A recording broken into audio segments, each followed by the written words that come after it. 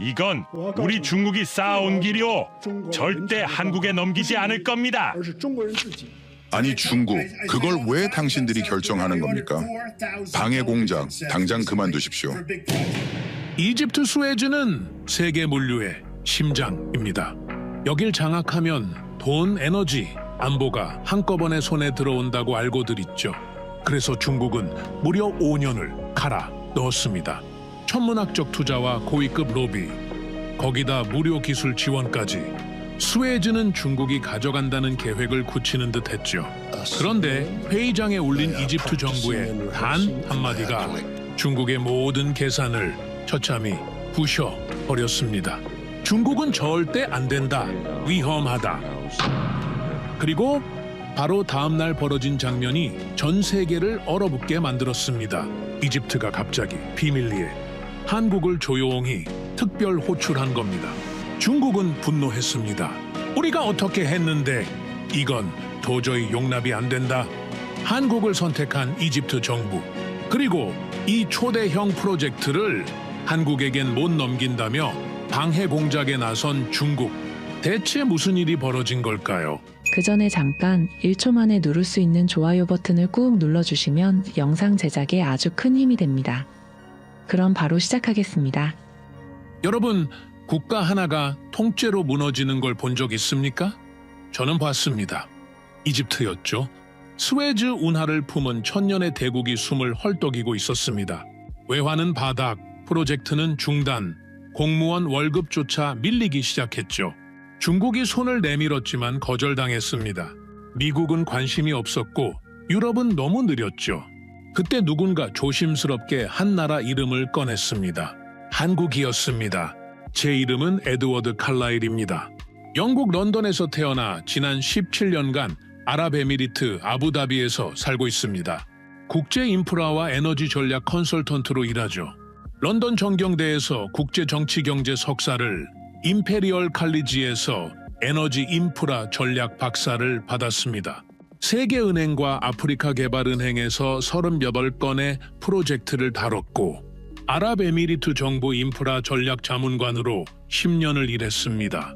이집트, 사우디, 카타르, 케냐, 나이지리아까지 제 발자국이 닿지 않은 곳이 거의 없습니다. 중동과 아프리카의 대형 프로젝트는 웬만하면 다 봤다고 자부하죠. 특히 스웨즈 운하 경제지구는 제가 직접 컨설팅에 참여했던 곳이었습니다. 그곳의 설계도를, 투자 구조를, 리스크 요인들을 손바닥 보듯 알고 있었죠. 그런데 그날 카이로의 한 회의실에서 들은 첫 문장은 충격 그 자체였습니다. 외환 보유액이 버티지 못합니다. 이집트 중앙은행 고위 관계자의 말이었습니다. 목소리에 떨림이 있었죠. 손으로 서류를 꽉 쥐고 있었는데 종이가 구겨지는 소리가 들렸습니다. 저는 22년 경력 동안 수많은 위기 상황을 봤지만 중앙은행 사람이 저렇게 떨리는 목소리로 말하는 건 처음이었습니다. 심각했습니다. 정말 심각했죠. 그가 화면에 띄운 그래프를 봤습니다. 외환 보유액이 급격히 떨어지고 있었죠. 붉은 선이 바닥을 향해 곤두박질치고 있었습니다. 3개월치 수입 대금도 안 되는 수준이었습니다. 이건 국가 부도 직전 신호였습니다. 스웨즈 산업벨트에 투입된 외화만 해도 막대합니다.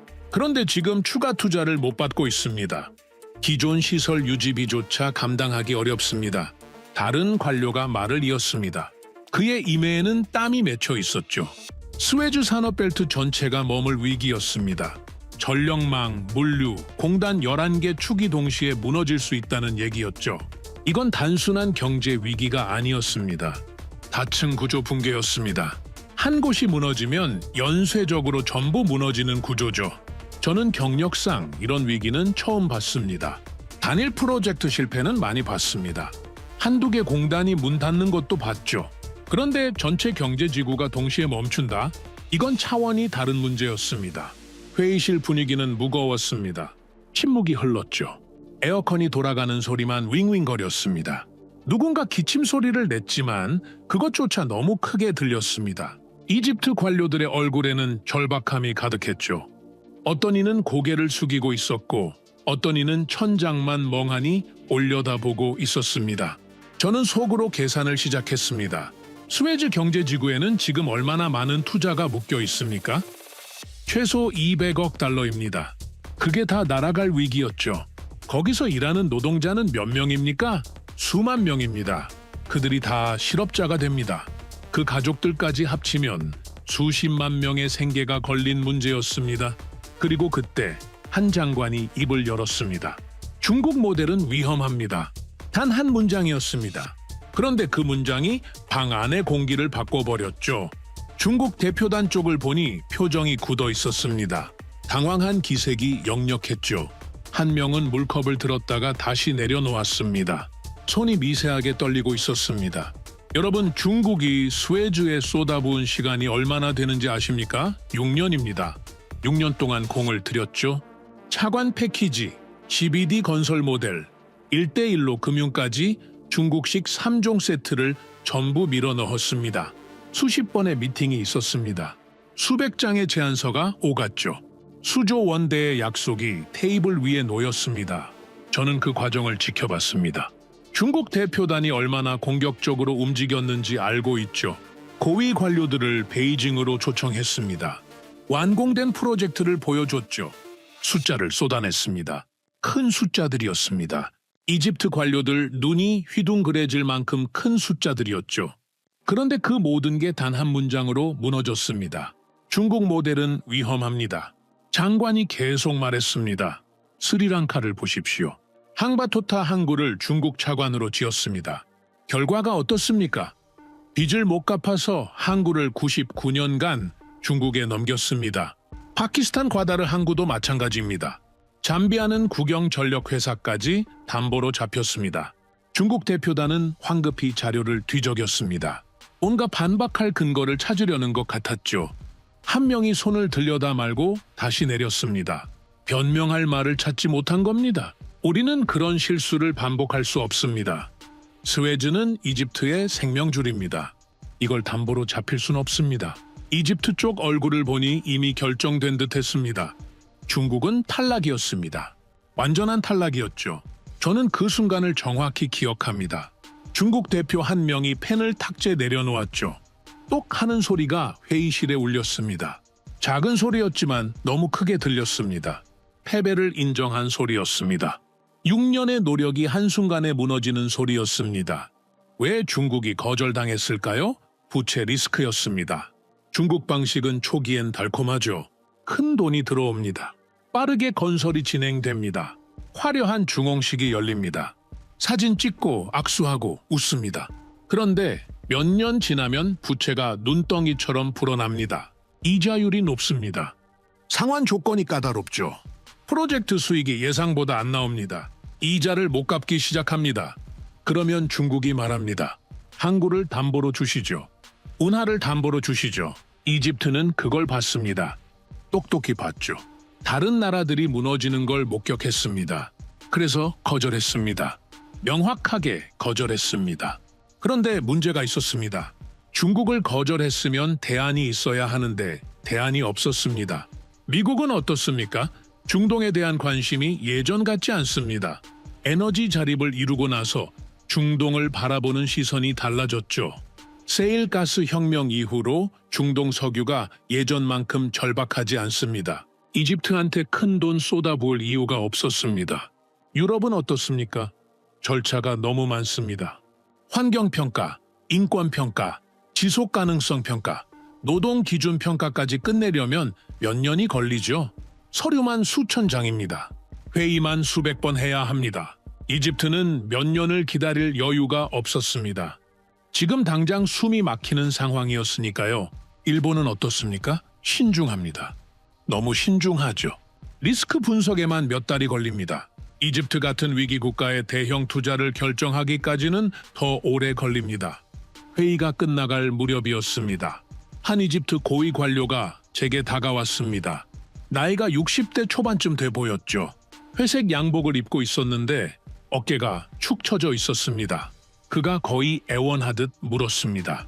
칼라엘 박사, 우리는 누구와 일해야 합니까? 박사님은 이 분야 전문가 아닙니까? 답을 알고 계시지 않습니까? 저는 대답을 못했습니다. 솔직히 저도 답을 몰랐으니까요. 중국은 위험하고 미국은 관심 없고 유럽은 너무 느리고 일본은 너무 신중하고 그럼 누가 남습니까? 아무도 없었습니다. 저도 확실한 답을 드리기 어렵습니다. 제가 그렇게 말하자 그의 얼굴이 더 어두워졌습니다. 절망이었습니다. 완전한 절망이었죠. 회의실을 나서는 사람들의 발걸음이 무거웠습니다. 어깨가 다들 축 처져 있었죠. 어떤 이는 한숨을 쉬었습니다. 깊은 한숨이었습니다. 그때였습니다. 갑자기 한 이집트 실무관이 조심스럽게 말했습니다. 젊은 관료였습니다. 30대 후반쯤 돼 보였죠. 우리가 최근 관심을 두고 있는 나라가 있습니다. 한국의 무기 체계입니다. 한국, 저는 깜짝 놀랐습니다. 회의실에 있던 사람들도 다 그쪽을 돌아봤죠. 스웨즈 위기를 논하는 자리에서 갑자기 한국이라니요? 그것도 무기 체계라니요? 이게 무슨 연결고리입니까? 하지만 저는 한국 방산에 대해 알고 있었습니다. 정밀도가 뛰어나죠. 실전에서 검증됐습니다. 가격 대비 성능이 세계 최상급입니다. K9 자주포는 나토 표준으로 인정받았습니다. K2 전차는 폴란드가 대량으로 도입했죠. 천무다연장 로켓은 사거리와 정확도가 놀랍습니다. 폴란드가 한국 무기를 대량으로 도입한 건 우연이 아니었습니다. 러시아 위협이 현실화되면서 폴란드는 빠른 전력 증강이 필요했죠. 서방 무기는 비싸고 납기가 길었습니다. 한국 무기는 성능도 좋고 빨리 공급됐습니다. 그래서 선택한 겁니다. 중동 여러 나라도 관심을 보이고 있었죠. 아랍에미리트도 한국 방산과 협력을 논의 중이었습니다. 사우디도 마찬가지였고요. 그런데 그 실무관이 다음에 한 말이 진짜 충격이었습니다. 이 무기가 들어오면 산업도 같이 들어옵니다. 무기와 산업? 저는 순간 멈췄습니다. 무슨 말입니까? 무기를 사면 산업이 따라온다는 게 무슨 뜻입니까? 이게 무슨 논리입니까? 회의실이 30초간 정적에 잠겼습니다. 모두가 그 문장의 의미를 곱씹고 있었죠.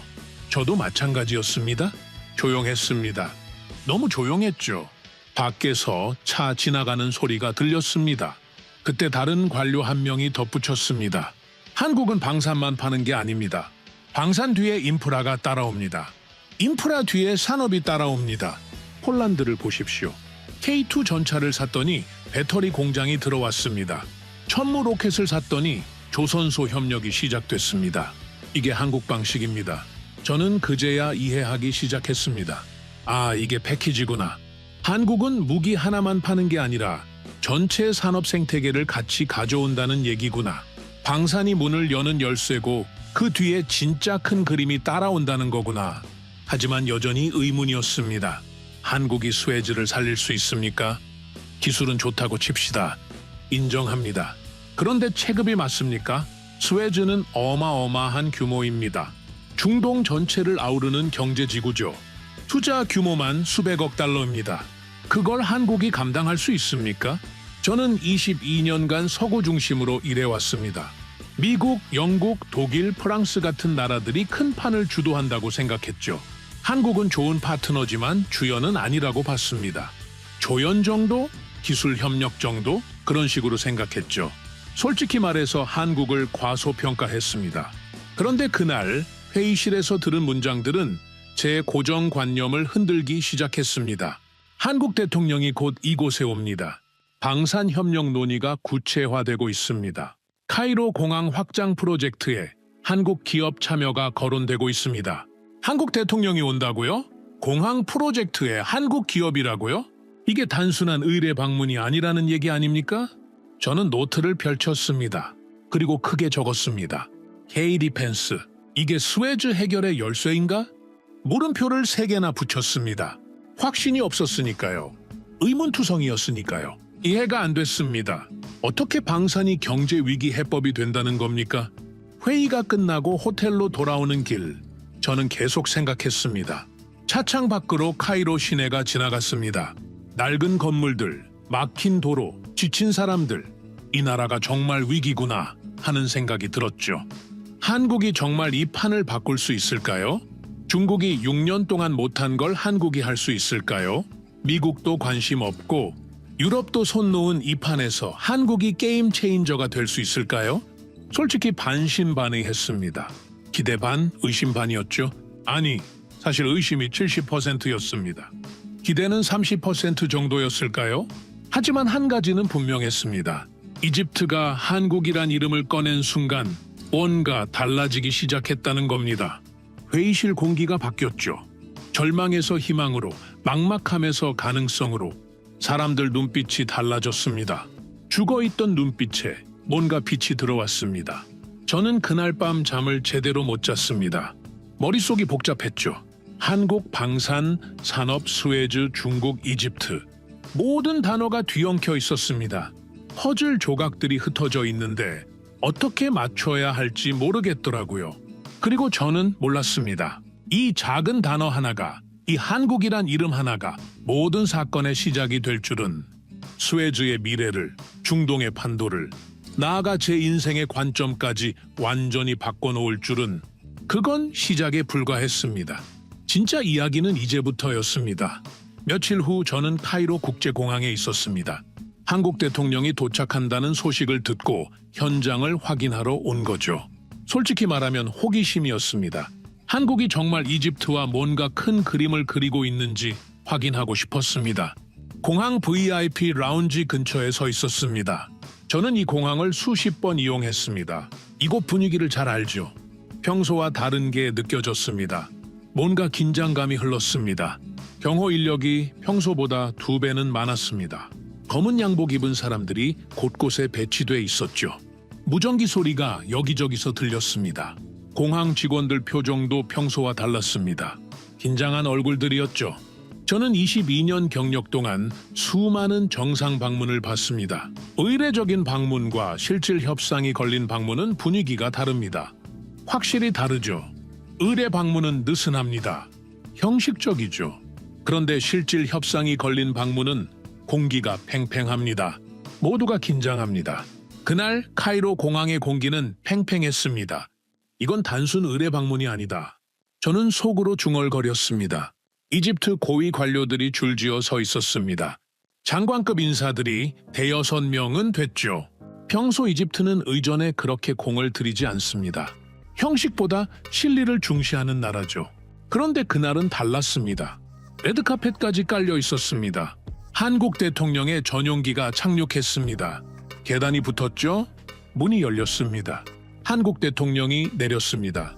이집트 장관들이 일제히 박수를 쳤습니다. 악수가 이어졌습니다. 포옹도 있었죠. 이집트식 환영이었습니다. 사진 기자들 셔터 소리가 요란했습니다. 플래시가 터졌죠. 저는 그 장면을 지켜보며 생각했습니다. 이집트가 이 정도로 환대하는 나라가 몇이나 됩니까? 미국 대통령 올 때도 이 정도는 아니었습니다. 중국 주석 올 때는 이랬죠. 그런데 한국 대통령에게도 이 정도 의전이라니요? 뭔가 달라지고 있었습니다. 다음 날 정상회담 브리핑 자료를 입수했습니다. 제 인맥을 통해서였죠. 이런 자료는 보통 공개되지 않지만 저는 오래 이 바닥에서 일했습니다. 채널이 있죠. 브리핑 자료를 읽는데 한 문장에서 손이 멈췄습니다. 카이로 공항을 3조에서 4조 규모로 확장할 계획인데 한국 기업이 맡아주면 좋겠습니다. RCC 대통령의 발언이었습니다. 저는 그 문장을 3번 읽었습니다. 3조에서 4조요? 한국 기업이 맡아주면 좋겠다고요? 이건 입찰 공고가 아니었습니다. 제안도 아니었죠. 거의 요청에 가까웠습니다. 아니 요청을 넘어서 부탁이었습니다. 맡아주면 좋겠다는 표현은 부탁의 뉘앙스였습니다. 국가 원수가 다른 나라 기업에게 이렇게 말하는 경우는 드뭅니다. 보통은 관심 있으면 입찰하라, 제안서를 검토하겠다 이런 식이죠. 그런데 맡아주면 좋겠다라니요? 이건 이집트가 한국을 먼저 선택했다는 얘기였습니다. 저는 의자에 기대 앉았습니다. 머리가 복잡해졌죠. 카이로 공항이 왜 중요한지 생각해봤습니다. 카이로 공항은 단순한 공항이 아닙니다. 중동과 아프리카를 잇는 허브죠. 연간 이용객이 수천만 명입니다. 물류량은 어마어마하죠. 그리고 가장 중요한 건 이 공항이 스웨즈 경제지구와 직결된다는 겁니다. 스웨즈로 들어오는 투자자들, 기업인들, 기술자들이 어디로 옵니까? 카이로 공항입니다. 스웨즈에서 생산된 제품들이 어디로 나갑니까? 카이로 공항을 통해 나가죠. 스웨즈 프로젝트에 필요한 자재들이 어디로 들어옵니까? 카이로 공항으로 들어옵니다. 공항이 스웨즈의 입구였습니다. 관문이었죠. 숨통이었습니다. 그 입구를 한국에게 맡긴다는 겁니까? 저는 천천히 이해하기 시작했습니다. 이집트가 지금 뭘 하고 있는지 보이기 시작했죠. 이집트는 한국을 단순한 협력 파트너로 보지 않고 있었습니다. 스웨즈 경제지구 전체를 살릴 핵심 파트너로 보고 있었습니다. 공항부터 한국 손에 맡기겠다는 건 스웨즈 전체 그림에서 한국을 중심축으로 놓겠다는 뜻이었습니다. 판이 바뀌고 있다. 저는 노트에 그렇게 적었습니다. 며칠 후 또 다른 정보가 들어왔습니다. 한국 대통령이 동행한 기업인들에게 한 말이었죠. 비공개 만찬 자리였는데 참석자 중 한 명이 제게 귀띔해줬습니다. 세금은 깎아드리기 어렵지만 저희가 최선을 다해 시장을 열어드리겠습니다. 한국 대통령의 발언이었습니다. 저는 그 문장을 곱씹었습니다. 세금은 깎아주지 않는다? 대신 시장을 연다? 이게 무슨 뜻입니까? 보통 정상들은 기업인들에게 세금 감면을 약속합니다. 보조금을 얘기하죠. 정부 지원을 말합니다. 그런데 한국 대통령은 정반대로 말했습니다. 세금은 안 깎아준다. 대신 시장을 열겠다.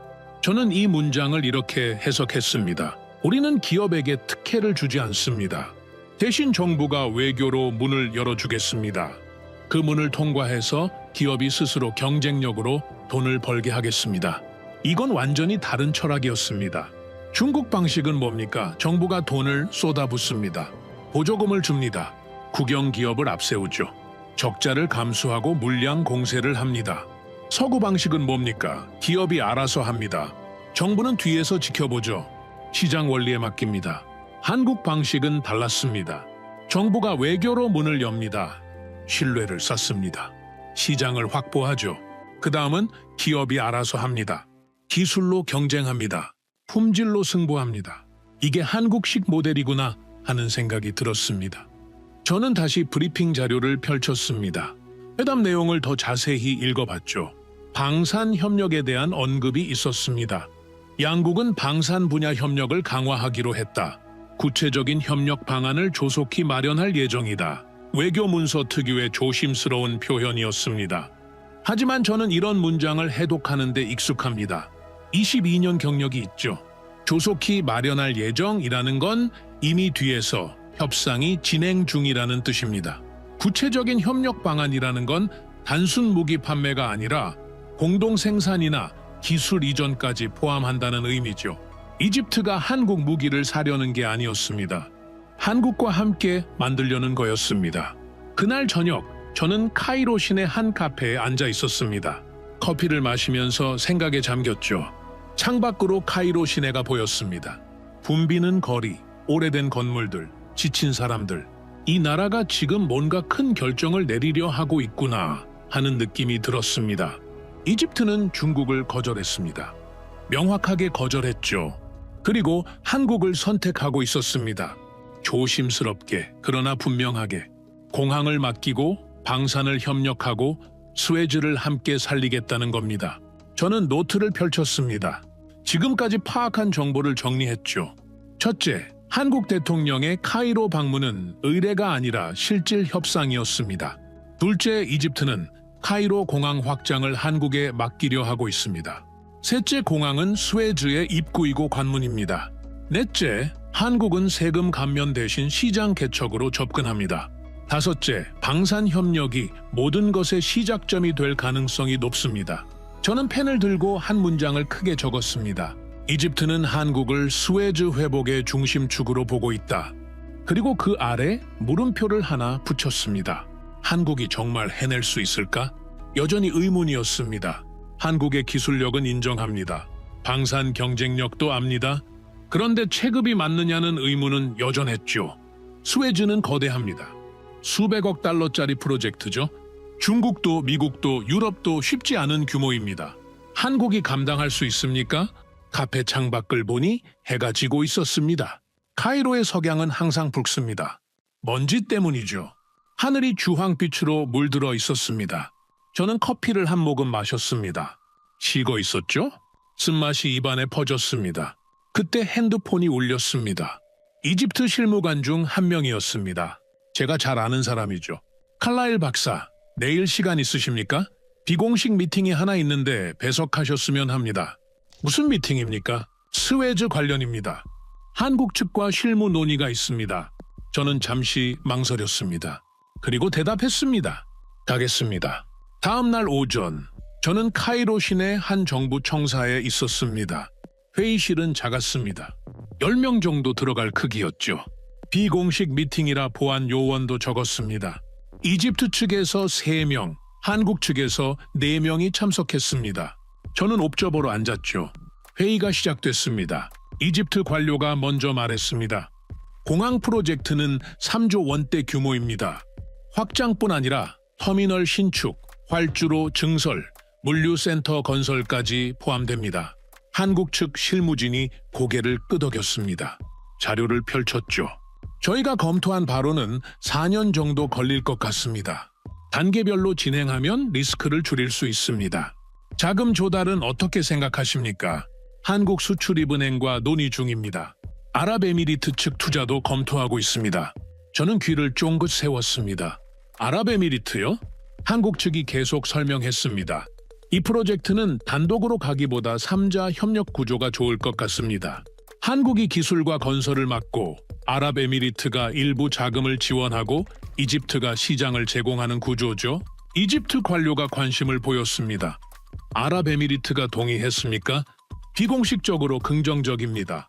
공식 확답은 좀 더 논의가 필요하지만요. 저는 놀랐습니다. 한국이 아랍에미리트까지 끌어들이고 있었습니다. 이건 단순 양자 협력이 아니었습니다. 3자 구도였죠. 회의는 2시간 넘게 이어졌습니다. 기술 사양, 자금 조달, 공사 기간, 운영 방식까지 구체적인 논의가 오갔죠. 저는 그 과정을 지켜보며 느꼈습니다. 한국 측이 준비를 많이 했구나. 이게 즉흥이 아니구나. 미리 다 계산하고 온 거구나. 회의가 끝나고 나왔을 때 이집트 관료 한 명이 제게 말했습니다. 칼라일 박사, 어떻게 보셨습니까? 저는 솔직하게 답했습니다. 한국이 생각보다 치밀합니다. 그리고 혼자 가려는 게 아니라 네트워크로 가려는 것 같습니다. 그가 고개를 끄덕였습니다. 맞습니다. 그게 우리가 한국에 관심을 갖는 이유입니다. 중국은 혼자 다 하려고 합니다. 그러다 부채에 묶이죠. 한국은 협력 구조를 만듭니다. 리스크를 분산시킵니다. 저는 그 말에 동의했습니다. 호텔로 돌아와 노트를 폈습니다. 오늘 회의 내용을 정리했죠. 한국의 전략이 보이기 시작했습니다. 첫째, 방산으로 신뢰를 쌓습니다. 둘째, 인프라로 연결고리를 만듭니다. 셋째, 다자 협력으로 리스크를 나눕니다. 넷째, 정부가 문을 열고 기업이 경쟁력으로 승부합니다. 이게 한국식이구나 하는 생각이 들었습니다. 저는 한 문장을 적었습니다. 한국은 손님으로 온 게 아니라 파트너로 왔다. 그리고 이집트는 그걸 원하고 있다. 아직 확정된 건 없었습니다. 공항 프로젝트도 협의 단계였죠. 방산 협력도 조만간이라는 표현뿐이었습니다. 하지만 방향은 보였습니다. 흐름이 느껴졌죠.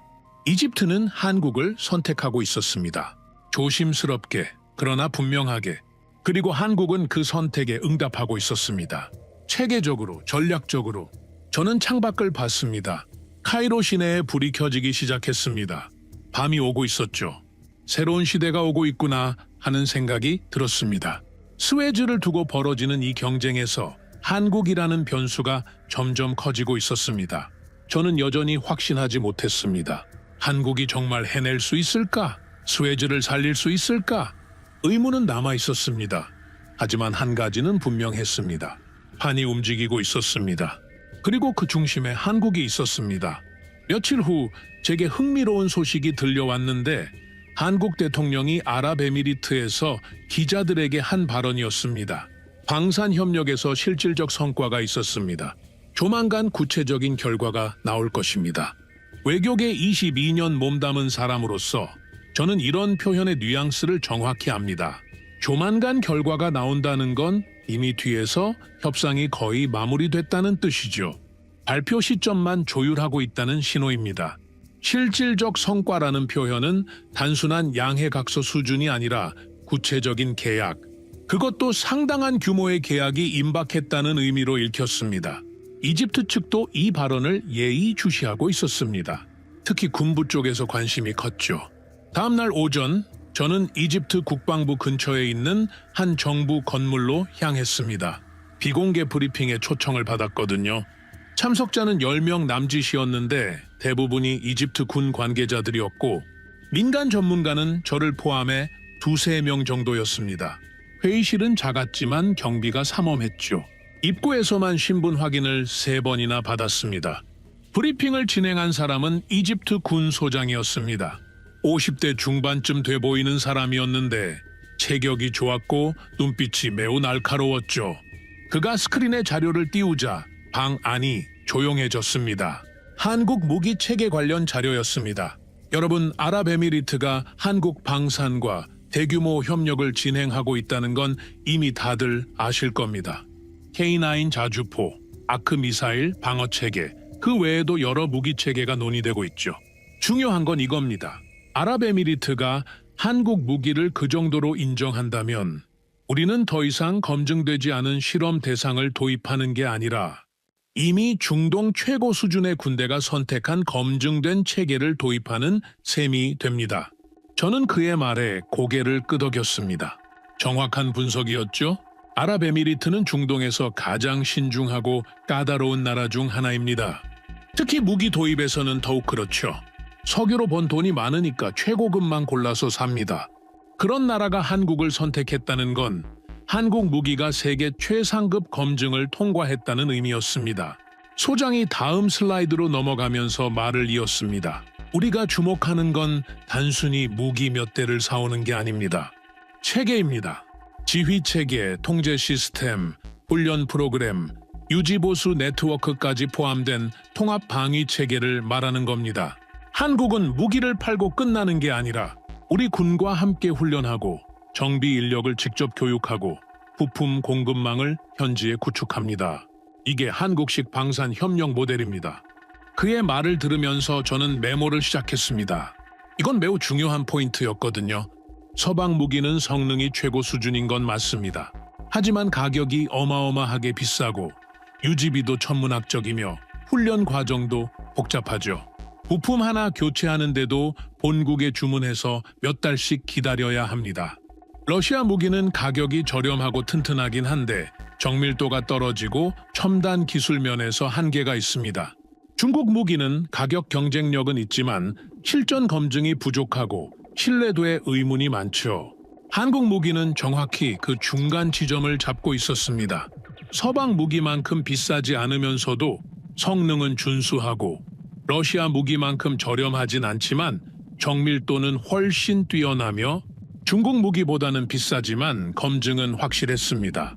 그리고 가장 결정적인 차이는 한국은 무기를 단품으로 파는 게 아니라 체계 전체를 판다는 점이었습니다. 소장이 구체적인 사례를 들기 시작했습니다. 폴란드 사례를 한번 보십시오.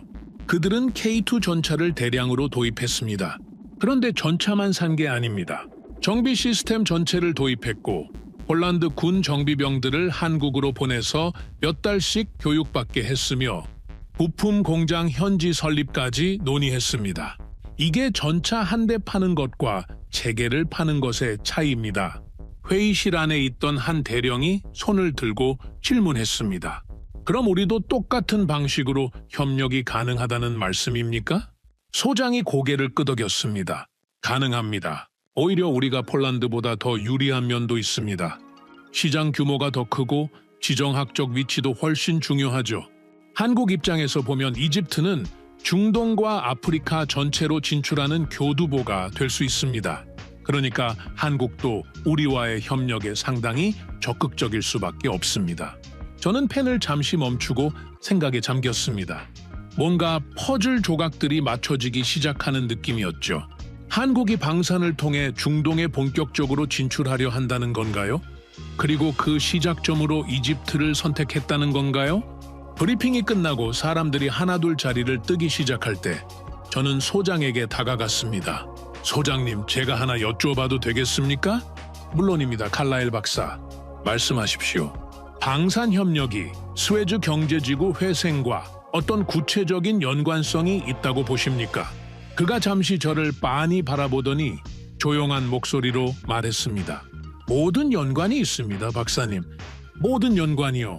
좀 더 자세히 설명해 주실 수 있습니까? 간단합니다. 스웨즈 주변 안보 상황이 불안정한데 누가 거기에 수백억 달러를 투자하겠습니까? 공장을 짓겠습니까? 하지만 이집트 군이 최신 방산 체계로 무장하고 그 체계를 제공한 나라가 한국이라면 한국 기업들은 안심하고 투자할 수 있습니다. 군이 한국을 신뢰하면 정부도 한국을 신뢰하게 되고 그러면 민간 투자도 자연스럽게 따라 들어오는 겁니다. 저는 그 순간 완전히 이해했습니다. 스웨즈를 살리는 건 인프라만으로는 불가능하다는 걸 말이죠. 도로를 깔고 전력망을 연결하고 항만을 짓는다고 해서 끝나는 게 아니었습니다. 그 모든 걸 지킬 수 있는 안보 능력이 뒷받침되어야 했던 겁니다. 스웨즈 주변은 지정학적으로 복잡한 지역입니다. 테러 위협이 상존하고 해상 안보 리스크도 있으며 지역적 불안정 요소가 항상 도사리고 있죠. 이런 환경에서 외국 기업들이 대규모 투자를 결정하기란 쉽지 않습니다. 아무리 경제적 타당성이 좋아도 안보가 불안하면 투자가 들어오지 않는 게 현실이죠. 하지만 이집트 군이 신뢰할 수 있는 방산 파트너를 확보하고 최신 무기 체계로 주변 지역을 효과적으로 방어할 수 있다면 상황이 완전히 달라집니다. 투자자들이 안심하고 기업들이 공장을 짓고 노동자들이 모여들고 경제지구가 살아나는 선순환이 시작되는 거죠. 저는 차에 돌아와 노트를 펼치고 굵은 글씨로 한 문장을 적었습니다. K-디펜스 없이는 K-스웨즈도 없다. 그날 저녁 호텔 방으로 돌아와서 저는 과거 사례들을 꼼꼼히 검토하기 시작했습니다. 한국이 방산 수출에 성공한 후 어떤 일들이 뒤따랐는지 조사해보고 싶었거든요. 폴란드 케이스가 가장 먼저 눈에 들어왔습니다.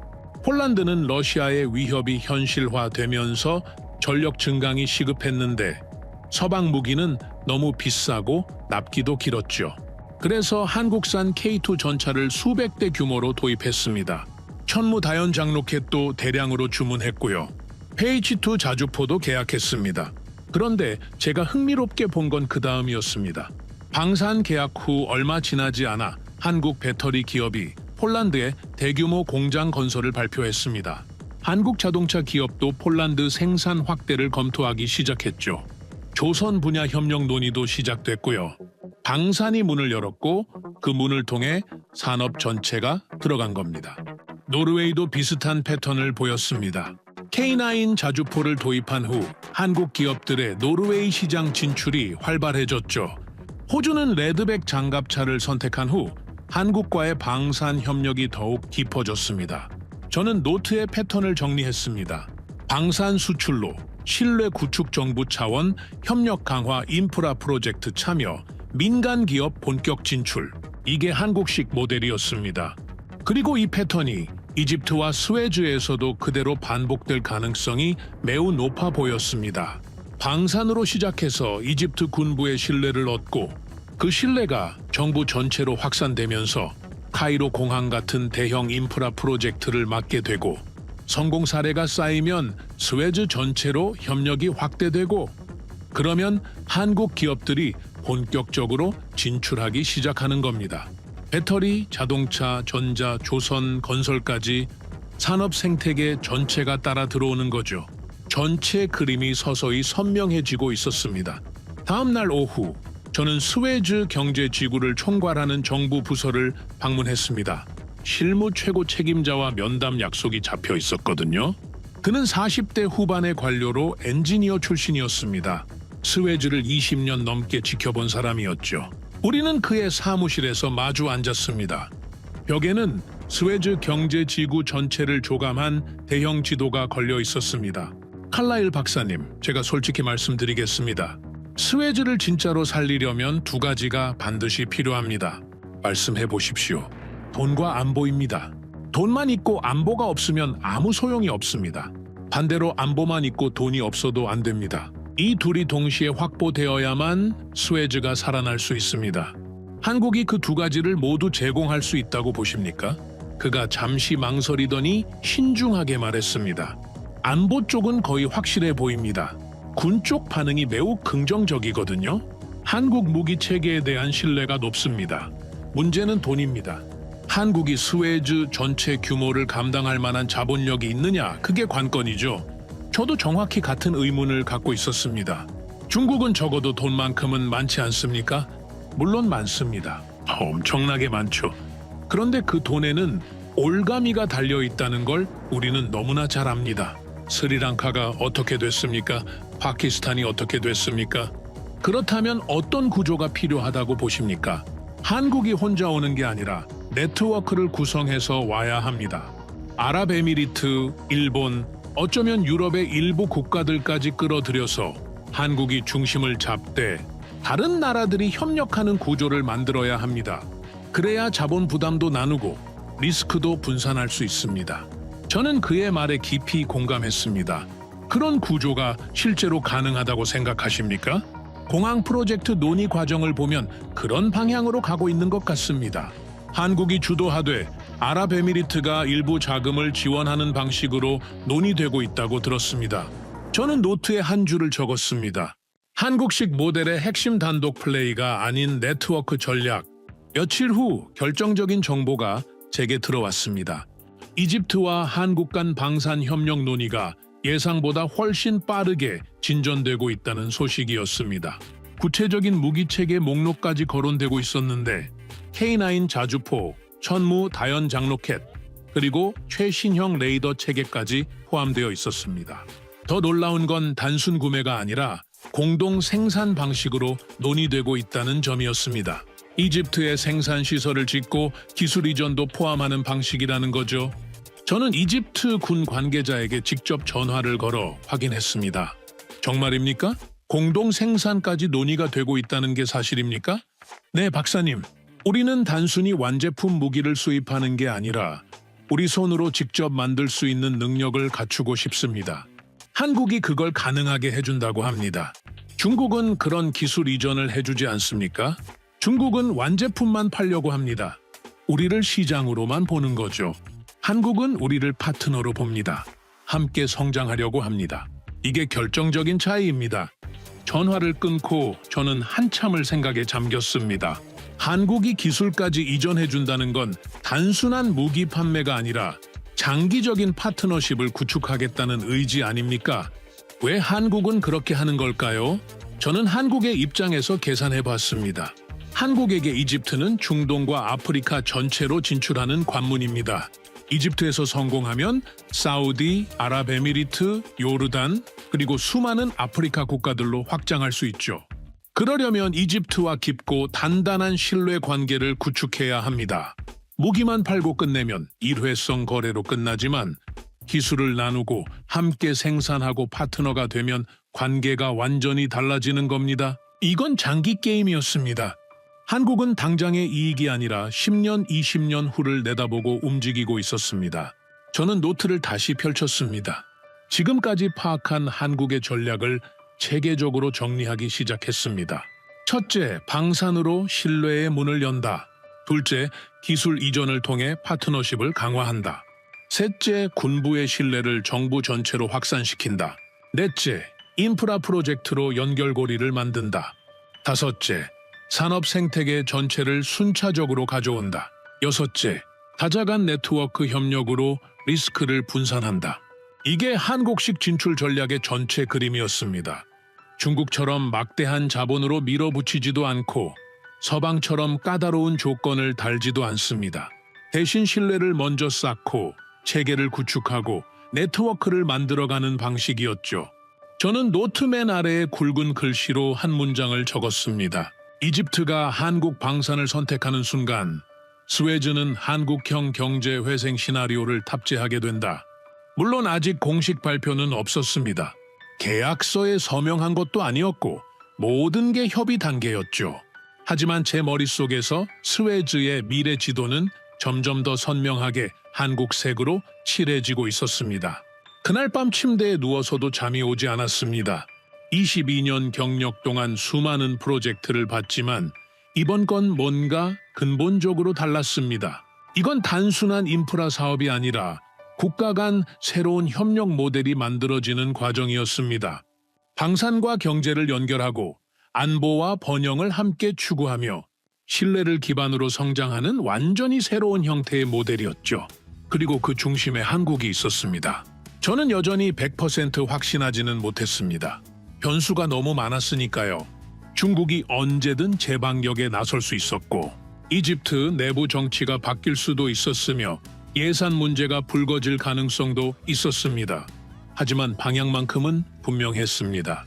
한국이 스웨즈의 열쇠를 쥐고 있었고 그 열쇠는 바로 K-디펜스였습니다. 방산이 문을 열고 신뢰가 길을 만들고 산업이 따라 들어가는 구조 말입니다. 저는 일어나 어둠 속에서 노트를 다시 펼쳤습니다. 맨 마지막 페이지에 한 문장을 더 적었습니다. 나는 이제 한국을 과소평가하지 않을 것이다. 그 아래 오늘 날짜를 적었습니다. 새로운 시작이었습니다.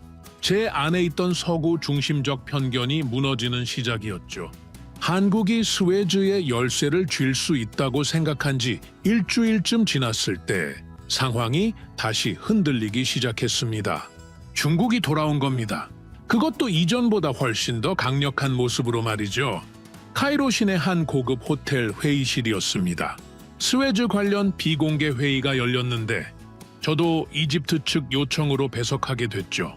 회의실에 들어서는 순간 분위기가 심상치 않다는 걸 느낄 수 있었습니다. 이집트 측 인사 8명이 한쪽에 앉아 있었고 반대편엔 중국 대표단 5명이 자리를 잡고 있었습니다. 중국 대표단은 이전과 확연히 달랐습니다. 훨씬 고위급이었죠.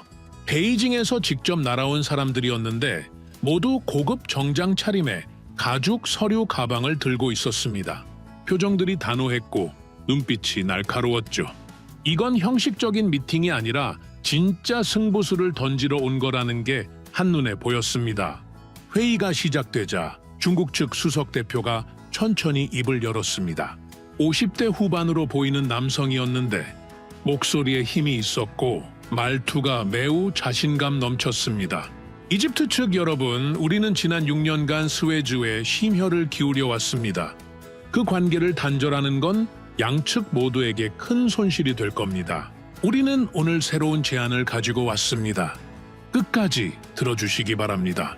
이집트 관료 한 명이 뭔가 말하려고 입을 열었지만 그가 손을 들어 정중하게 제지했습니다. 그리고는 노트북을 열어 스크린에 자료를 띄우기 시작했습니다. 숫자들이 화면에 나타났는데 정말 큰 숫자들이었습니다. 스웨즈 산업벨트 전체에 70조에서 90조 원 규모의 투자를 검토할 수 있습니다. 이건 단순한 제안이 아니라 중국 정부 차원에서 진지하게 준비한 패키지입니다. 방안이 조용해졌습니다. 70조에서 90조라니요?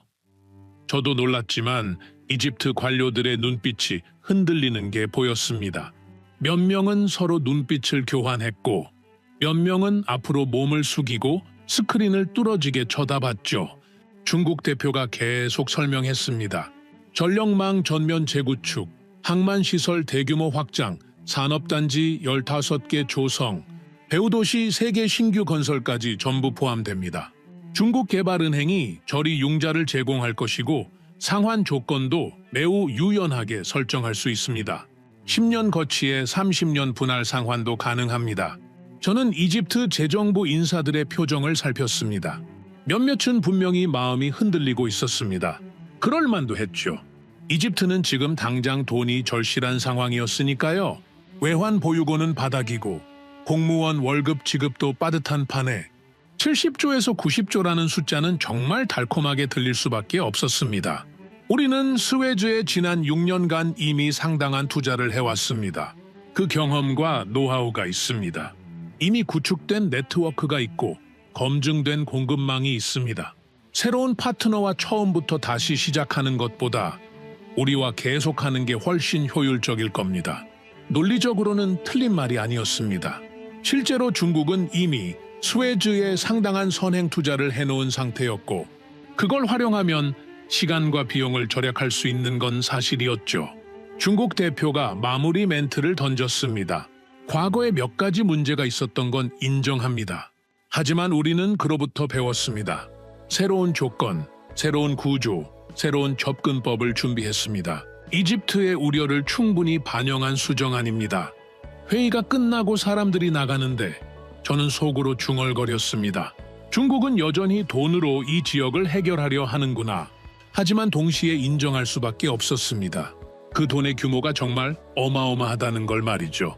며칠 후 이집트 정부 내부에서 다시 논쟁이 불붙기 시작했다는 소식을 들었습니다. 회의가 끝난 뒤 한 이집트 재정부 고위 관료가 저를 따로 불렀습니다. 우리는 카이로 시내 한 조용한 카페에서 만났죠. 칼라일 박사님, 솔직하게 물어보겠습니다. 한국의 기술력은 인정합니다. 방산 체계도 훌륭하다고 들었습니다. 그런데 스웨즈 전체 규모를 한국이 정말 감당할 수 있겠습니까? 이건 수백억 달러짜리 프로젝트입니다. 한국의 체급이 이 판에 맞습니까? 정확히 제가 예전부터 마음속에 갖고 있던 의심이었습니다. 기술은 세계 최고 수준이지만 체급은 아직 중간 국가 수준이라는 서구식 고정관념이었죠. 저는 즉답을 하지 못했습니다. 솔직히 저 자신도 그 편견에서 완전히 자유롭지 못했으니까요. 글쎄요, 한국이 단독으로는 어려울 수 있습니다. 하지만 네트워크 방식으로 접근한다면 바로 그겁니다, 박사님. 중국은 혼자서 전부 해결할 수 있다고 합니다. 한국은 다른 나라들을 끌어들여야 한다고 하죠. 그럼 협상이 복잡해지지 않겠습니까? 이해관계가 얽히지 않겠습니까? 일리 있는 지적이었습니다. 중국은 중앙정부가 결정하면 국영기업들이 일사불란하게 움직이는 시스템입니다. 반면 한국식 다자협력 구조는 여러 나라가 참여하는 만큼 조율이 복잡하고 시간도 더 걸릴 수밖에 없었죠. 카페를 나서면서 저는 무거운 마음이 들었습니다. 이집트 내부에서 체급 논쟁이 다시 고개를 들고 있었던 겁니다. 상황을 더 복잡하게 만든 건 한국 대표단의 태도였습니다. 며칠 후 열린 또 다른 실무 회의에서 중국 측은 화려한 프레젠테이션을 준비해 왔습니다. 대형 스크린의 3D 애니메이션으로 완공 후 스웨즈 모습을 보여주고 구체적인 숫자들을 쏟아내고 약속들을 화려하게 포장했죠. 기자들도 불러서 언론 플레이까지 했습니다. 반면 한국 대표단은 조용했습니다. 과묵하다고 해야 할까요? 그들은 아직 확정된 게 없으니 확정된 것만 말씀드리겠습니다. 라는 태도를 견지했습니다. 화려한 약속 대신 신중한 검토를, 큰 숫자 대신 실현 가능한 계획을 이야기했죠. 이집트 일부 실무진은 이걸 오해하기 시작했습니다. 한국이 준비가 덜 된 거 아닙니까? 자신이 없는 거 아닙니까? 이런 수군거림이 들리기 시작했죠. 저는 한국 측의 접근법을 이해했습니다. 한국은 과장하는 문화가 아닙니다. 확실하지 않은 건 말하지 않는 게 그들의 방식이죠. 하지만 정치와 외교의 현장에서는 특히 위기에 처한 국가를 상대할 때는 그 정직함과 신중함이 오히려 약점처럼 보일 수 있었습니다. 결정타는 스웨즈 경제지구 실무 총책임자의 냉정한 질문이었습니다. 한 비공개 미팅에서 그가 직설적으로 물었습니다. 중국은 적어도 돈이 많습니다. 위험 부담도 자기들이 떠안겠다고 합니다.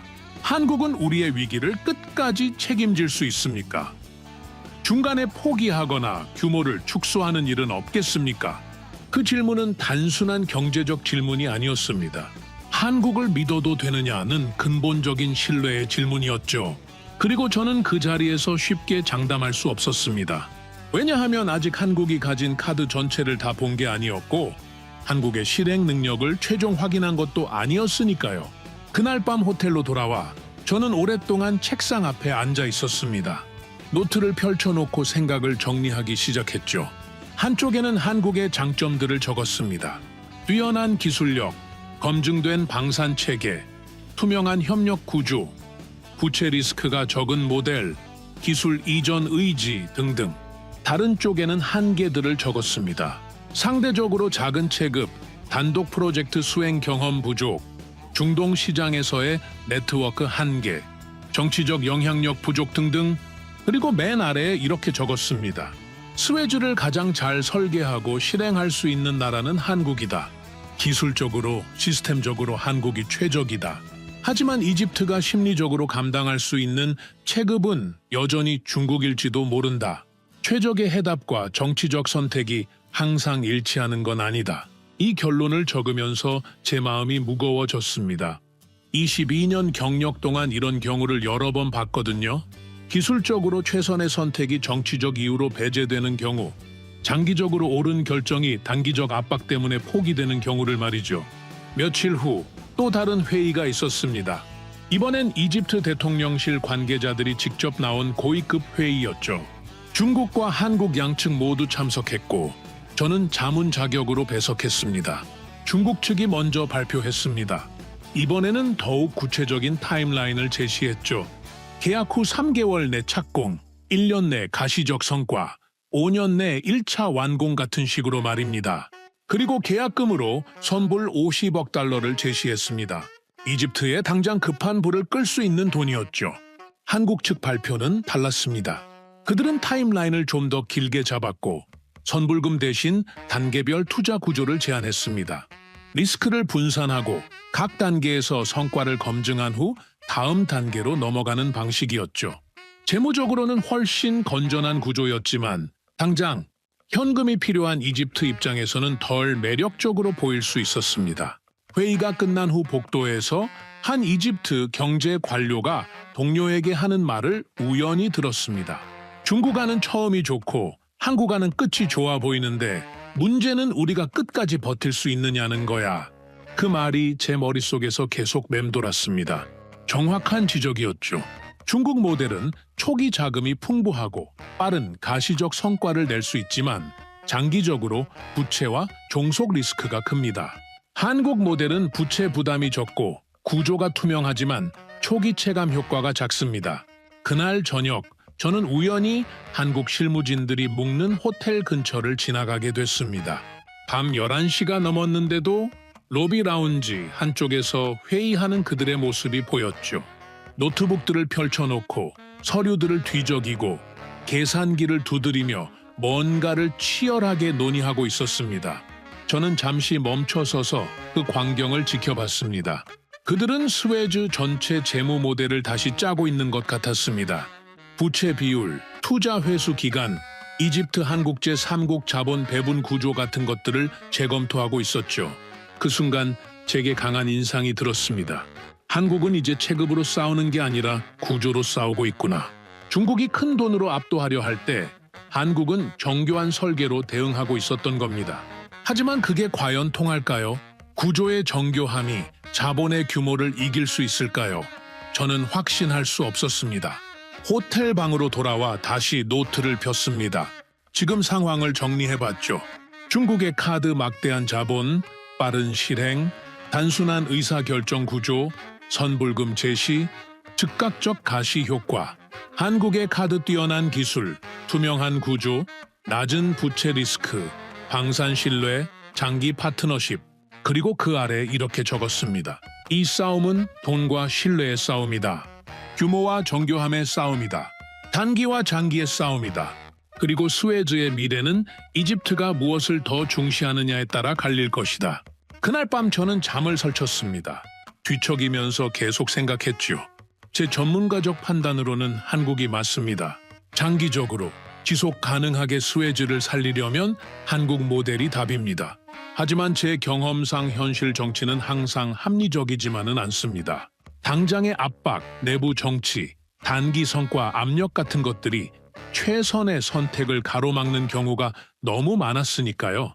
다음 날 아침 뉴스를 보니 중국 관영 매체에서 스웨즈 관련 대대적인 보도를 내보내기 시작했습니다.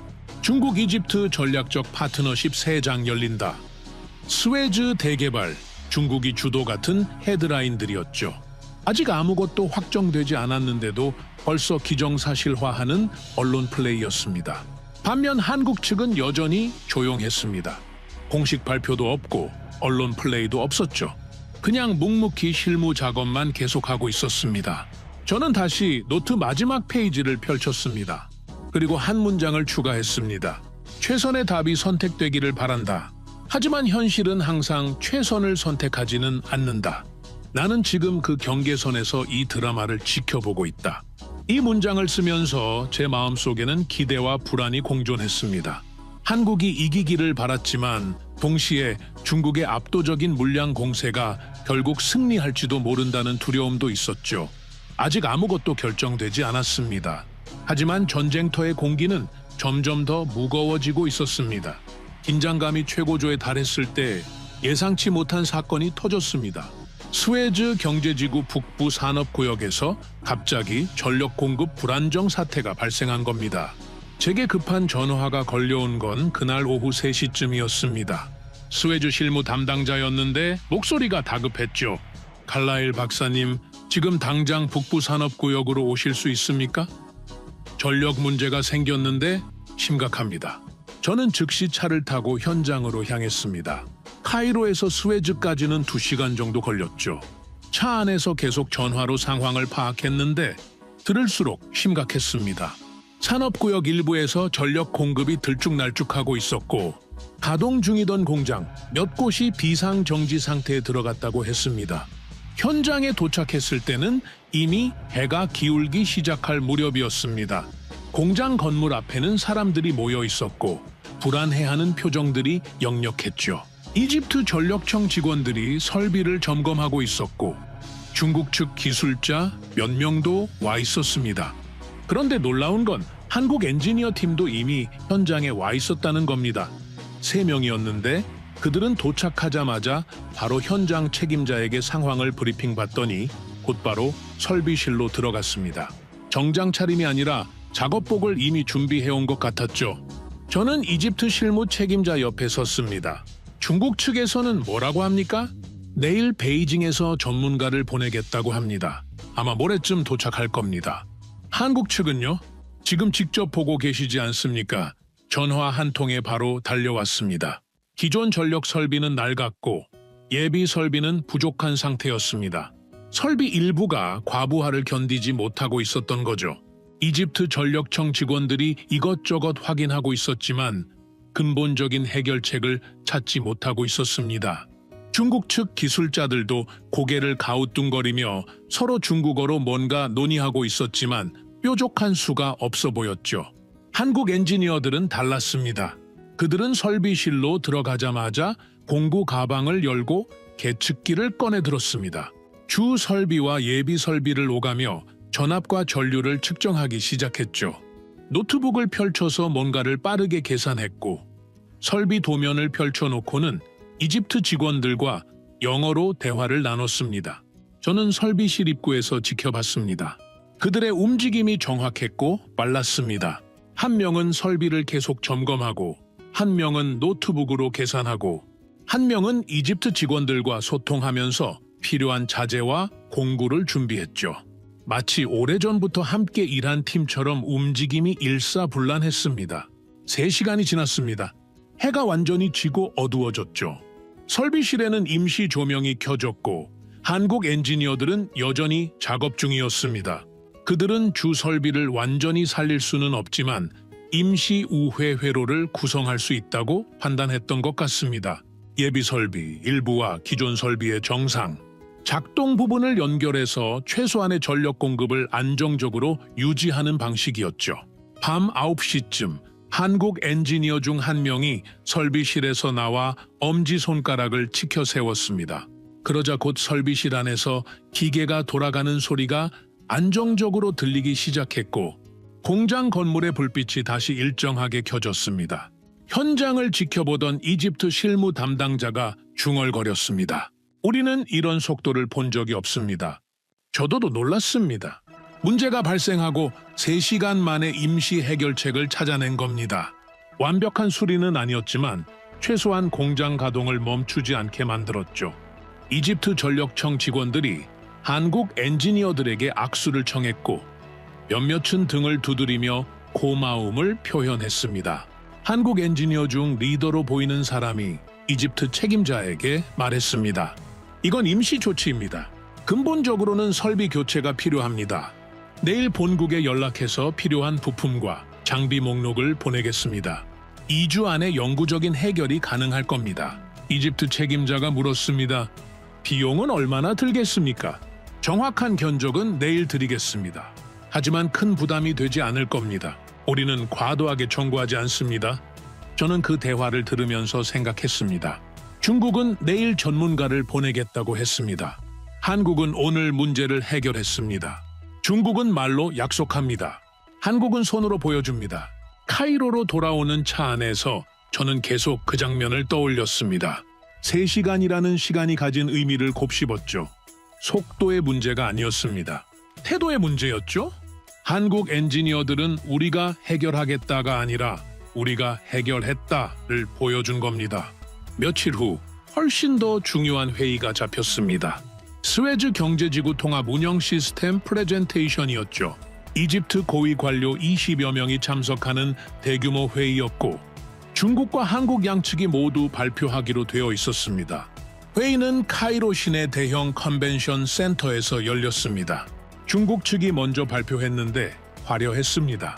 대형 스크린의 고해상도 영상을 띄우고 완공 후 스웨즈의 모습을 컴퓨터 그래픽으로 보여줬죠. 고층 빌딩들이 늘어선 스카이라인, 바쁘게 오가는 컨테이너선들, 현대적인 산업단지들이 화면을 가득 채웠습니다. 하지만 저는 뭔가 허전함을 느꼈습니다. 화려하긴 한데 연결이 안 보였거든요. 항만은 항만대로, 공단은 공단대로, 도시는 도시대로 따로따로 보여줄 뿐이었습니다. 이것들이 어떻게 유기적으로 연결되는지, 하나의 시스템으로 어떻게 작동하는지는 보이지 않았죠. 한국 측 차례가 됐습니다.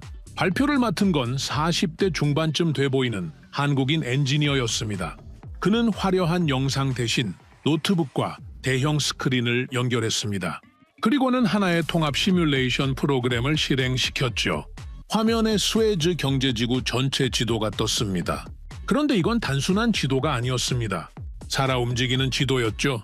선박들이 실시간으로 입출항하고 컨테이너들이 항만에서 내려져 트럭에 실려 공단으로 이동하고 전력 수요가 시간대별로 변화하며 그에 따라 발전소 출력이 조정되고 배후도시 인구가 출퇴근 시간에 따라 움직였습니다. 이게 스웨즈 통합 운영 시스템의 개념입니다.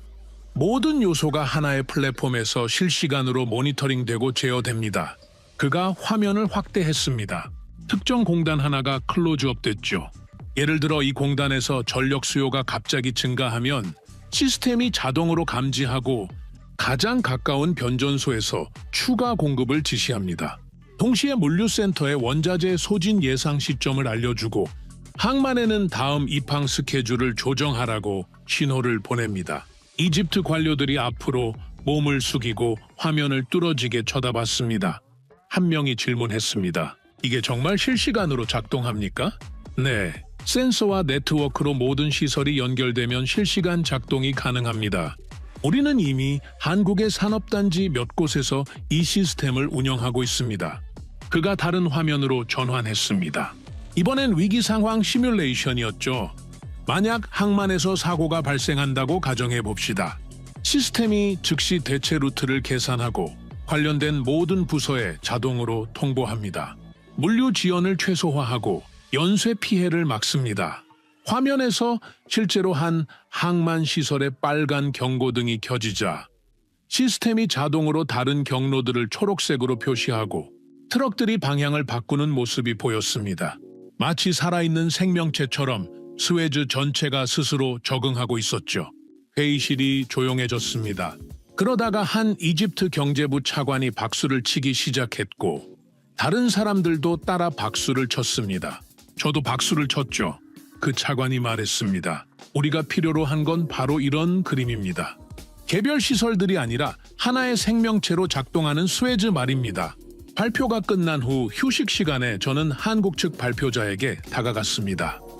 인상적이었습니다. 이 시스템을 개발하는 데 얼마나 걸렸습니까? 핵심 알고리즘은 5년 정도 걸렸습니다. 하지만 계속 업데이트하고 있습니다.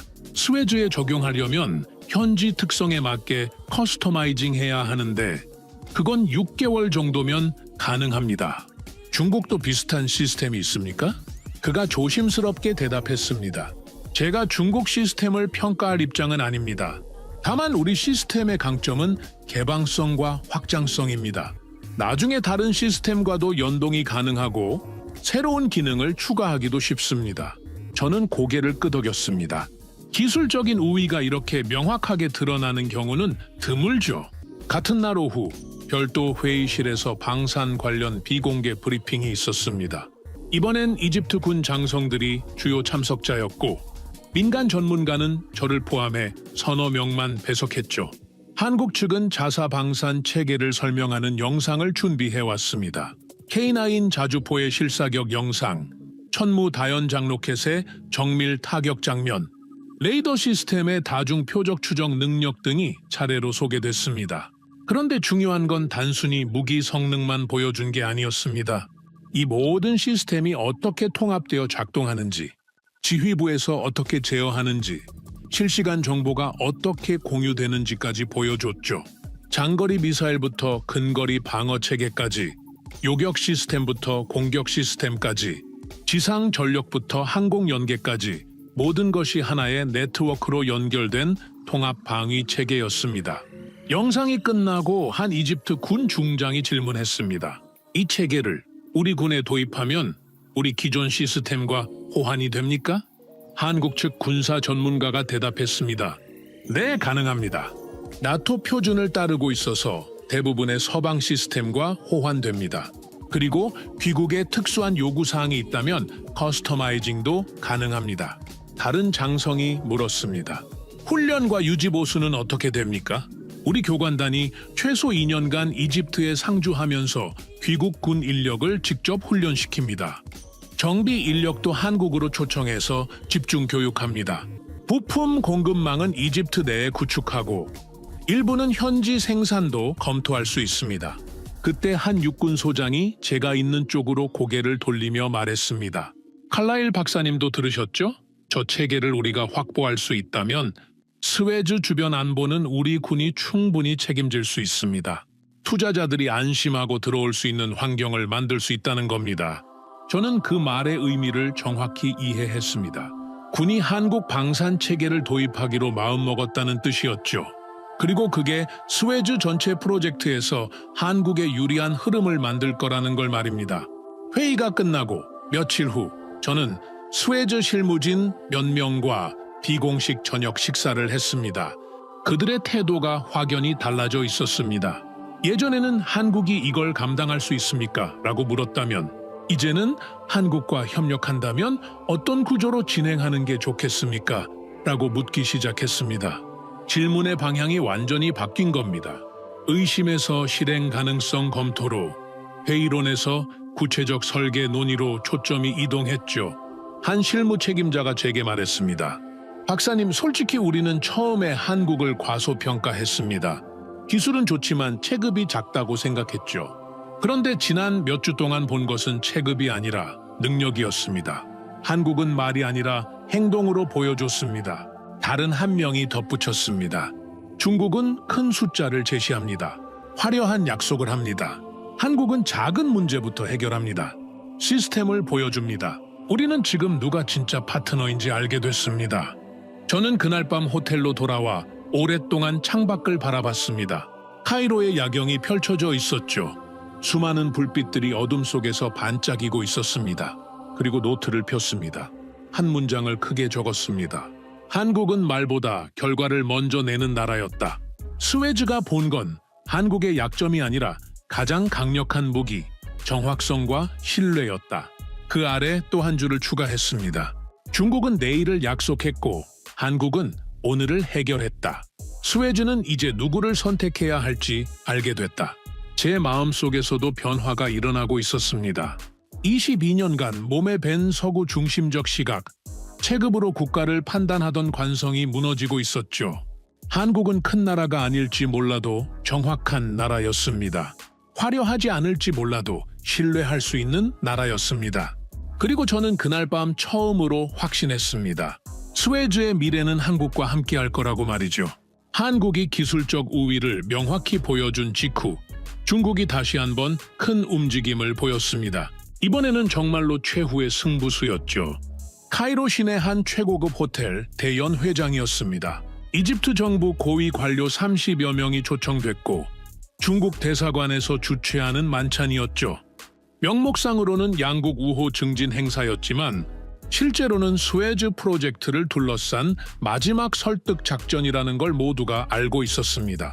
저도 옵저버 자격으로 초청을 받았습니다. 만찬장은 화려했습니다. 크리스탈 샹들리에가 천장에 주렁주렁 매달려 있었고 테이블마다 고급 식기가 놓여 있었죠. 중국 측은 이번 행사에 상당한 공을 들인 게 분명했습니다.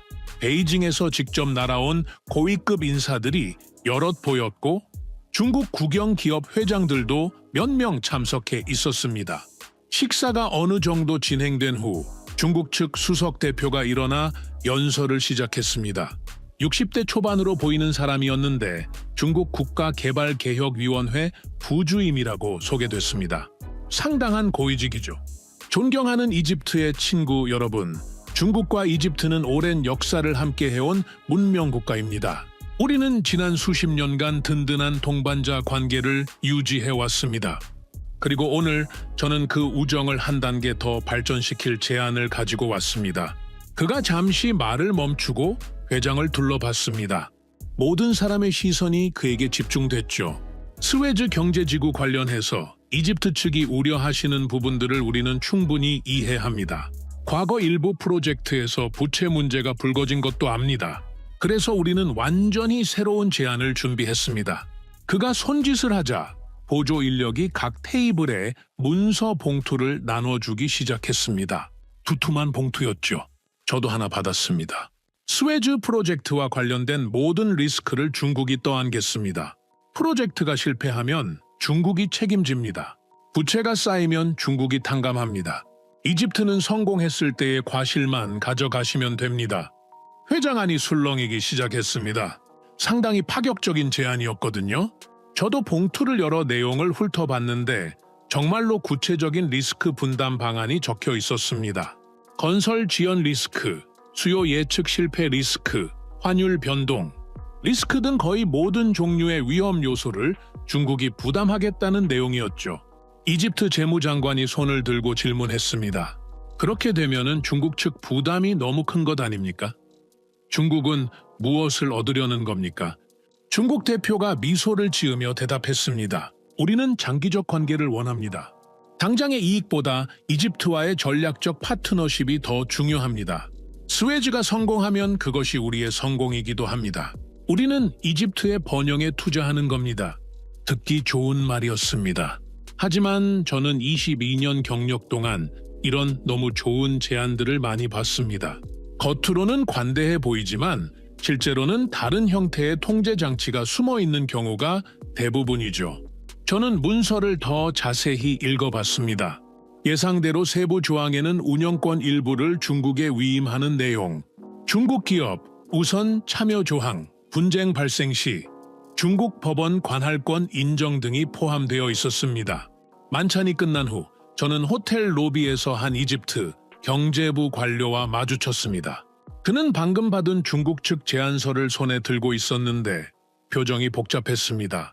칼라일 박사님, 솔직히 흔들립니다. 이 정도 조건이면 우리가 부담할 리스크가 거의 없지 않습니까?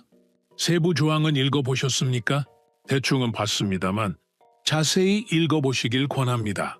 리스크를 떠안는 대신 통제권을 가져가는 구조입니다. 겉으로는 이집트 것 같지만 실제로는 중국이 운영하는 스웨즈가 될 가능성이 높습니다. 그가 한숨을 쉬었습니다. 그걸 모르는 건 아닙니다. 하지만 박사님, 우리는 지금 당장 숨이 막히는 상황입니다. 한국은 좋은 파트너지만 초기 자금 규모가 중국만 못합니다. 안보는 한국과 가고 싶고 돈은 중국에서 받고 싶은데 둘 다 가질 수는 없는 건가요? 이집트의 딜레마가 그대로 드러나는 순간이었습니다. 최선의 기술적 선택과 절박한 재정 상황 사이에서 갈등하고 있었던 거죠. 다음 날 오전 스웨즈 경제지구 종합회의가 열렸습니다. 이번엔 대통령실 경제수석이 직접 주재하는 고위급 회의였죠. 중국과 한국 양측 모두 참석했고 이집트 측에서는 재무부, 국방부, 산업부, 스웨즈 개발청 관계자들이 총출동했습니다. 회의 초반부터 분위기가 팽팽했습니다. 중국 측이 어제 만찬에서 제시한 제안을 공식적으로 설명했고 이집트 재무부 쪽에서는 상당한 관심을 보였습니다. 특히 리스크 전가 조항에 대해 여러 차례 질문이 나왔죠. 한국 측은 조용히 듣고만 있었습니다.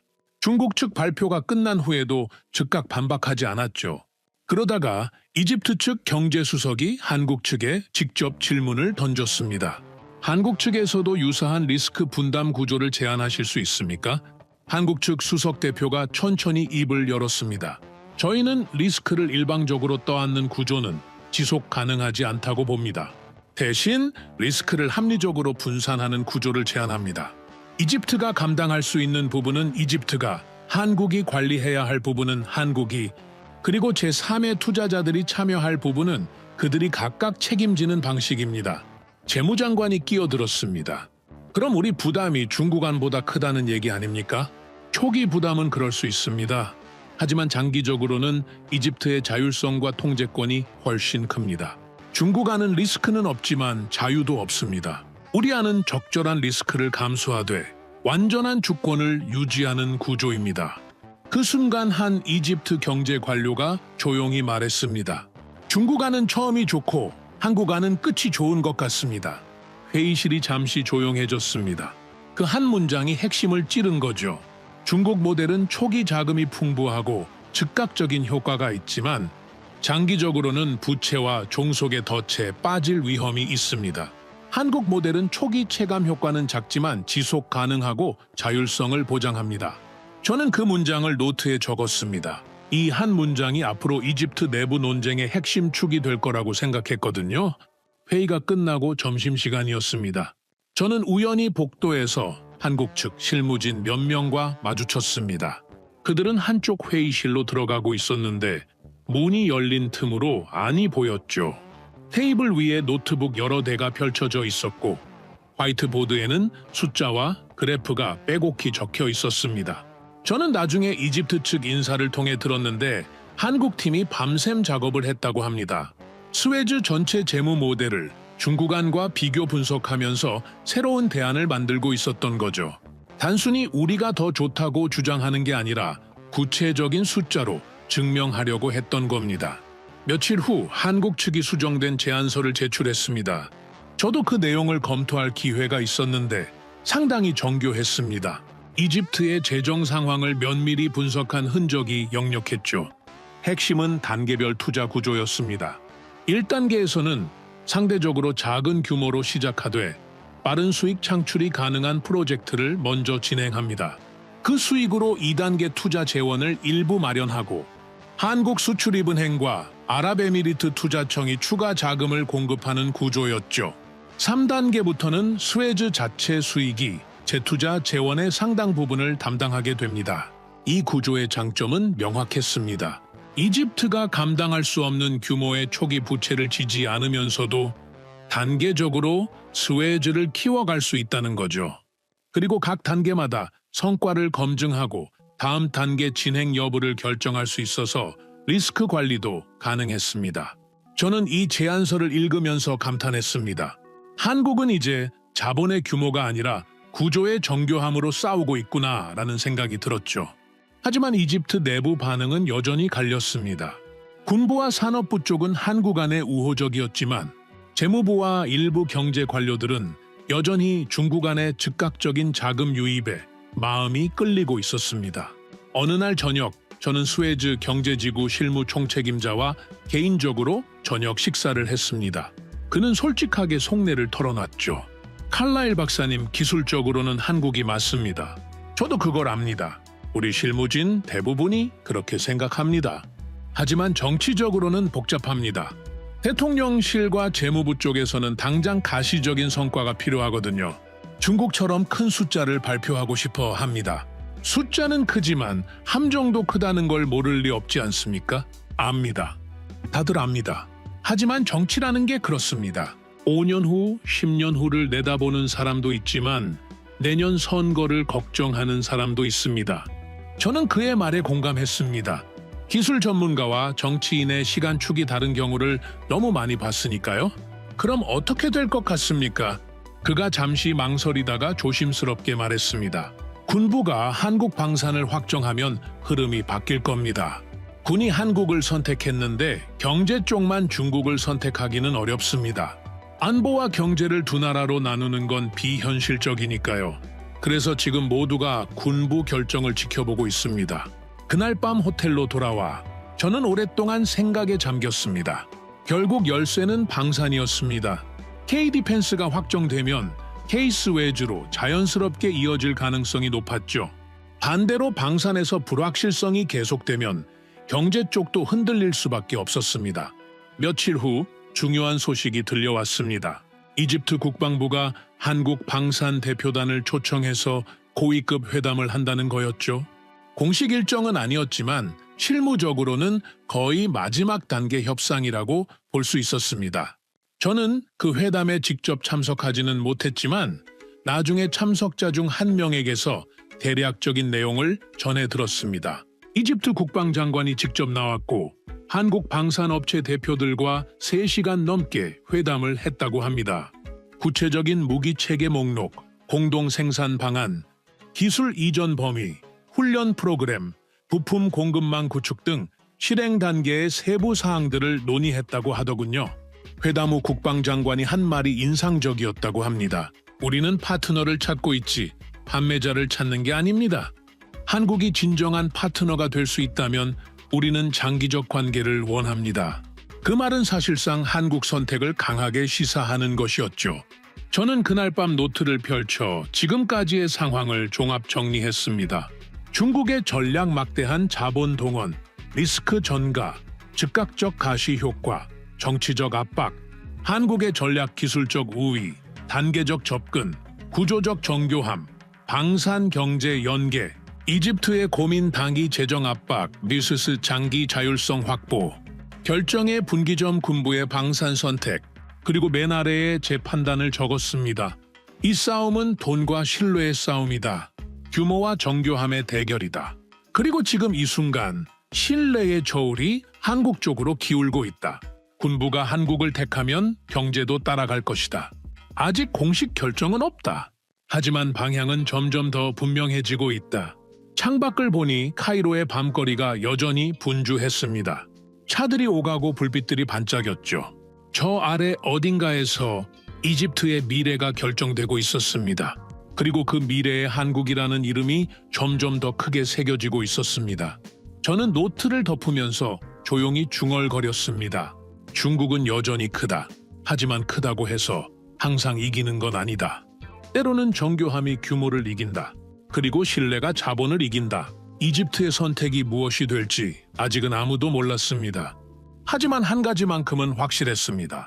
한국은 이미 충분히 싸울 만한 가치를 증명했다는 것. 그리고 그 증명이 이집트 사람들의 마음을 움직이고 있다는 것 말입니다. 한국과 중국의 마지막 격돌이 있은 지 일주일쯤 지났을 때 저는 뭔가 미묘한 변화를 감지하기 시작했습니다. 아직 공식 발표는 없었고 누구도 확정적인 말을 하지 않았지만 회의실의 공기가 달라지고 있었거든요. 먼저 군부 쪽에서 변화가 감지됐습니다. 어느 날 오후 이집트 국방부 회의실에서 열린 기술 검토 회의에 저도 참석했는데 한국 방산 체계에 대한 군부의 질문이 완전히 달라져 있었습니다. 처음 몇 주 전만 해도 그들은 이렇게 물었습니다. 이 무기의 성능이 정말 검증됐습니까? 가격은 적정합니까? 다른 나라 사례가 있습니까? 구매 가능성을 타진하는 질문들이었죠. 회의적이고 조심스러운 태도였습니다. 그런데 이날 회의에서 나온 질문들은 차원이 달랐습니다. 한 육군 준장이 한국 측 기술진에게 물었습니다. K9 자주포 체계를 우리 기존 포병 부대와 통합하려면 구체적으로 어떤 절차가 필요합니까? 우리 병력 재배치는 어떤 식으로 해야 하고 기존 장비와의 호환성은 어떻게 확보합니까? 이건 구매를 전제로 한 실행 단계 질문이었습니다. 살까 말까가 아니라 사면 어떻게 쓸까를 묻고 있었던 거죠. 다른 장성이 이어서 물었습니다. 공동 생산 체계를 구축한다면 우리 군 인력 중 몇 명을 기술 교육에 투입해야 합니까? 교육 기간은 얼마나 걸리고 교육 장소는 한국입니까? 아니면 이집트입니까? 저는 그 순간 확신했습니다.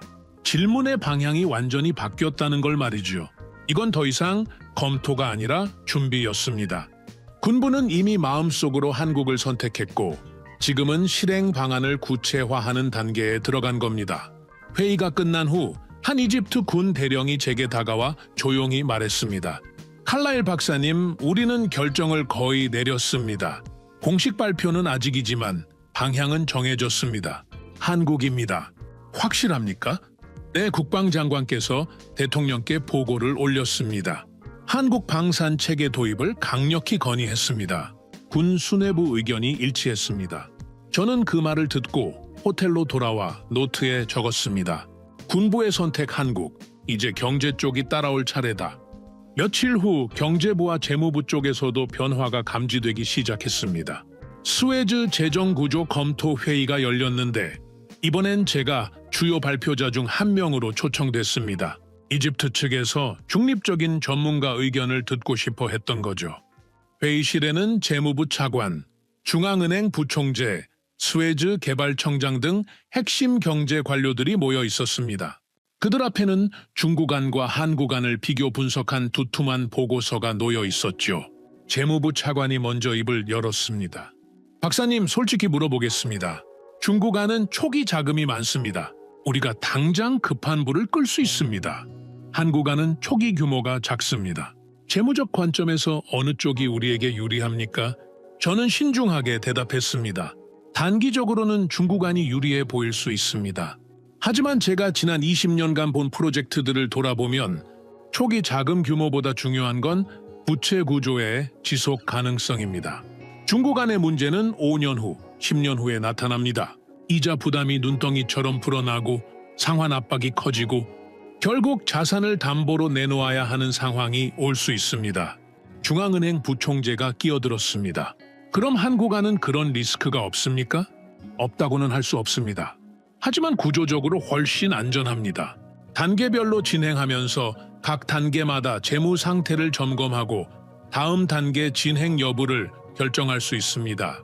부채 비율도 관리 가능한 수준으로 유지됩니다. 그리고 가장 중요한 건 운영권을 이집트가 완전히 보유한다는 점입니다. 스웨즈 개발청장이 자료를 넘기며 말했습니다. 우리가 자체 분석한 결과도 비슷합니다.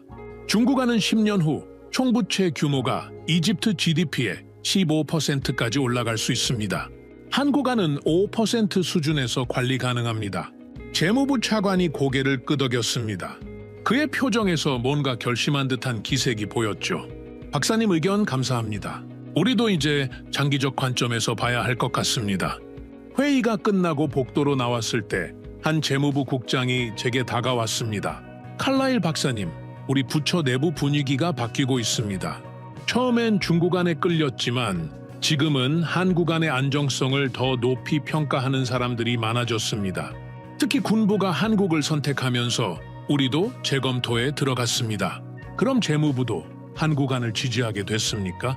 아직 공식 입장은 아닙니다. 하지만 내부적으로는 그쪽으로 기울고 있습니다. 특히 부채 부담 분석을 다시 해보니 한국안이 훨씬 안전하더군요. 저는 그날 오후 호텔 방에서 상황을 정리했습니다. 군부는 이미 한국을 선택했고 재무부도 한국안으로 기울고 있었습니다. 이제 남은 건 최종 정치적 결정뿐이었죠. 일주일 후 결정적인 회의가 열렸습니다. 스웨즈 프로젝트 전체를 다루는 종합회의였는데 이집트 대통령실 경제수석이 직접 주재했습니다.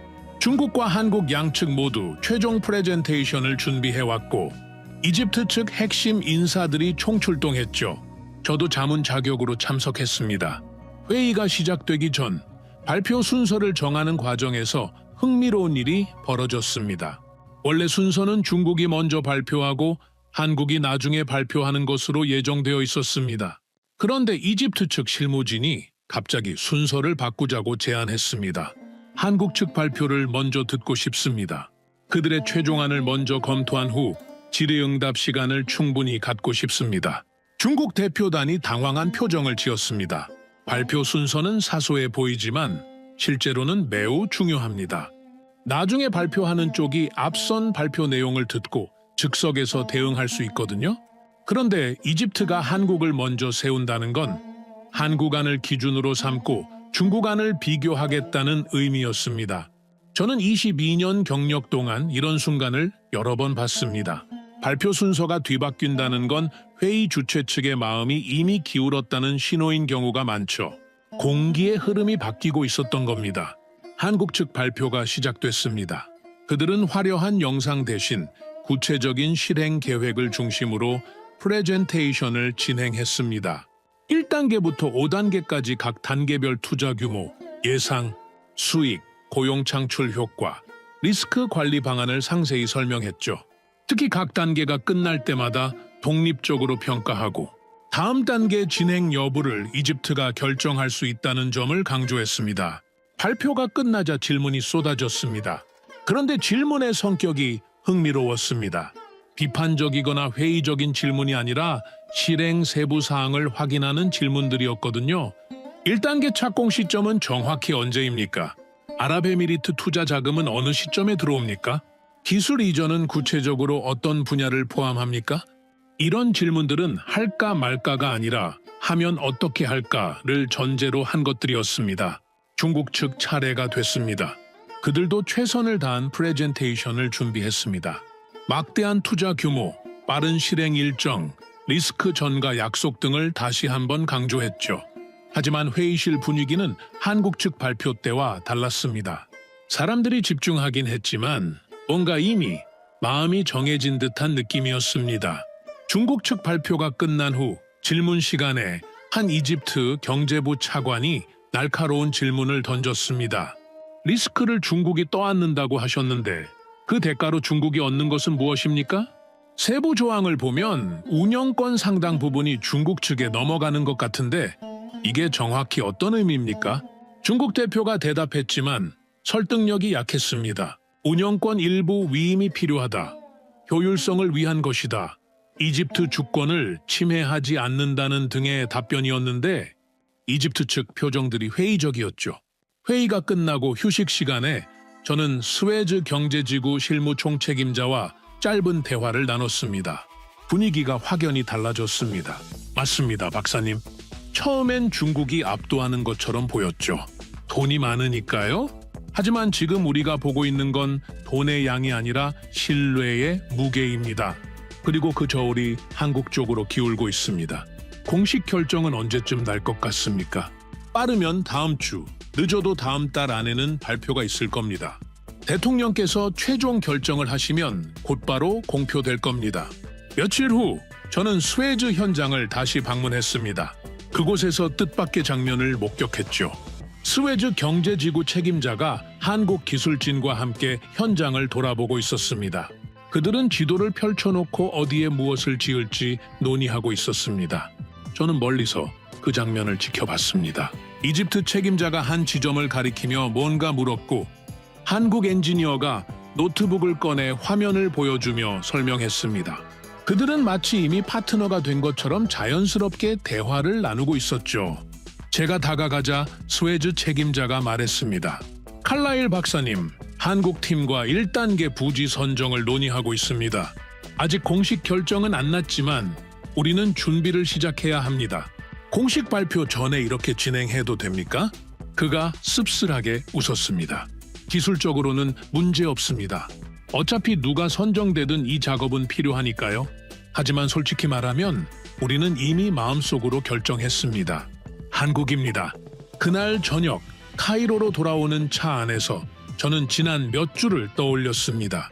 중국의 막대한 자본 공세, 한국의 조용하지만 확실한 기술 증명, 이집트 내부의 치열한 논쟁, 그리고 서서히 한국 쪽으로 기울어가는 저울 말이죠. 호텔에 도착해 노트를 펼쳤습니다. 오늘 본 것들을 정리하기 시작했죠. 군부의 질문이 바뀌었다. 살까? 에서 어떻게 쓸까로 재무부의 관점이 바뀌었다. 초기 자금에서 장기 안정성으로 회의 순서가 바뀌었다. 중국 우선에서 한국 우선으로 현장 분위기가 바뀌었다. 검토에서 준비로. 그리고 그 아래 큰 글씨로 적었습니다. 결정은 아직 발표되지 않았다. 하지만 흐름은 이미 정해졌다. 중국의 숫자는 컸지만 신뢰의 무게는 한국이 더 무거웠다. 스웨즈는 이제 누가 돈이 많은가가 아니라 누구와 함께 미래를 만들 것인가를 기준으로 선택하고 있다. 창밖을 보니 카이로의 밤이 깊어가고 있었습니다. 저 멀리 나일강이 도시의 불빛을 반사하며 흐르고 있었죠. 이 강이 수천 년 동안 이집트 문명을 지켜봤듯이 지금 이 순간도 역사의 한 장면이 만들어지고 있었습니다.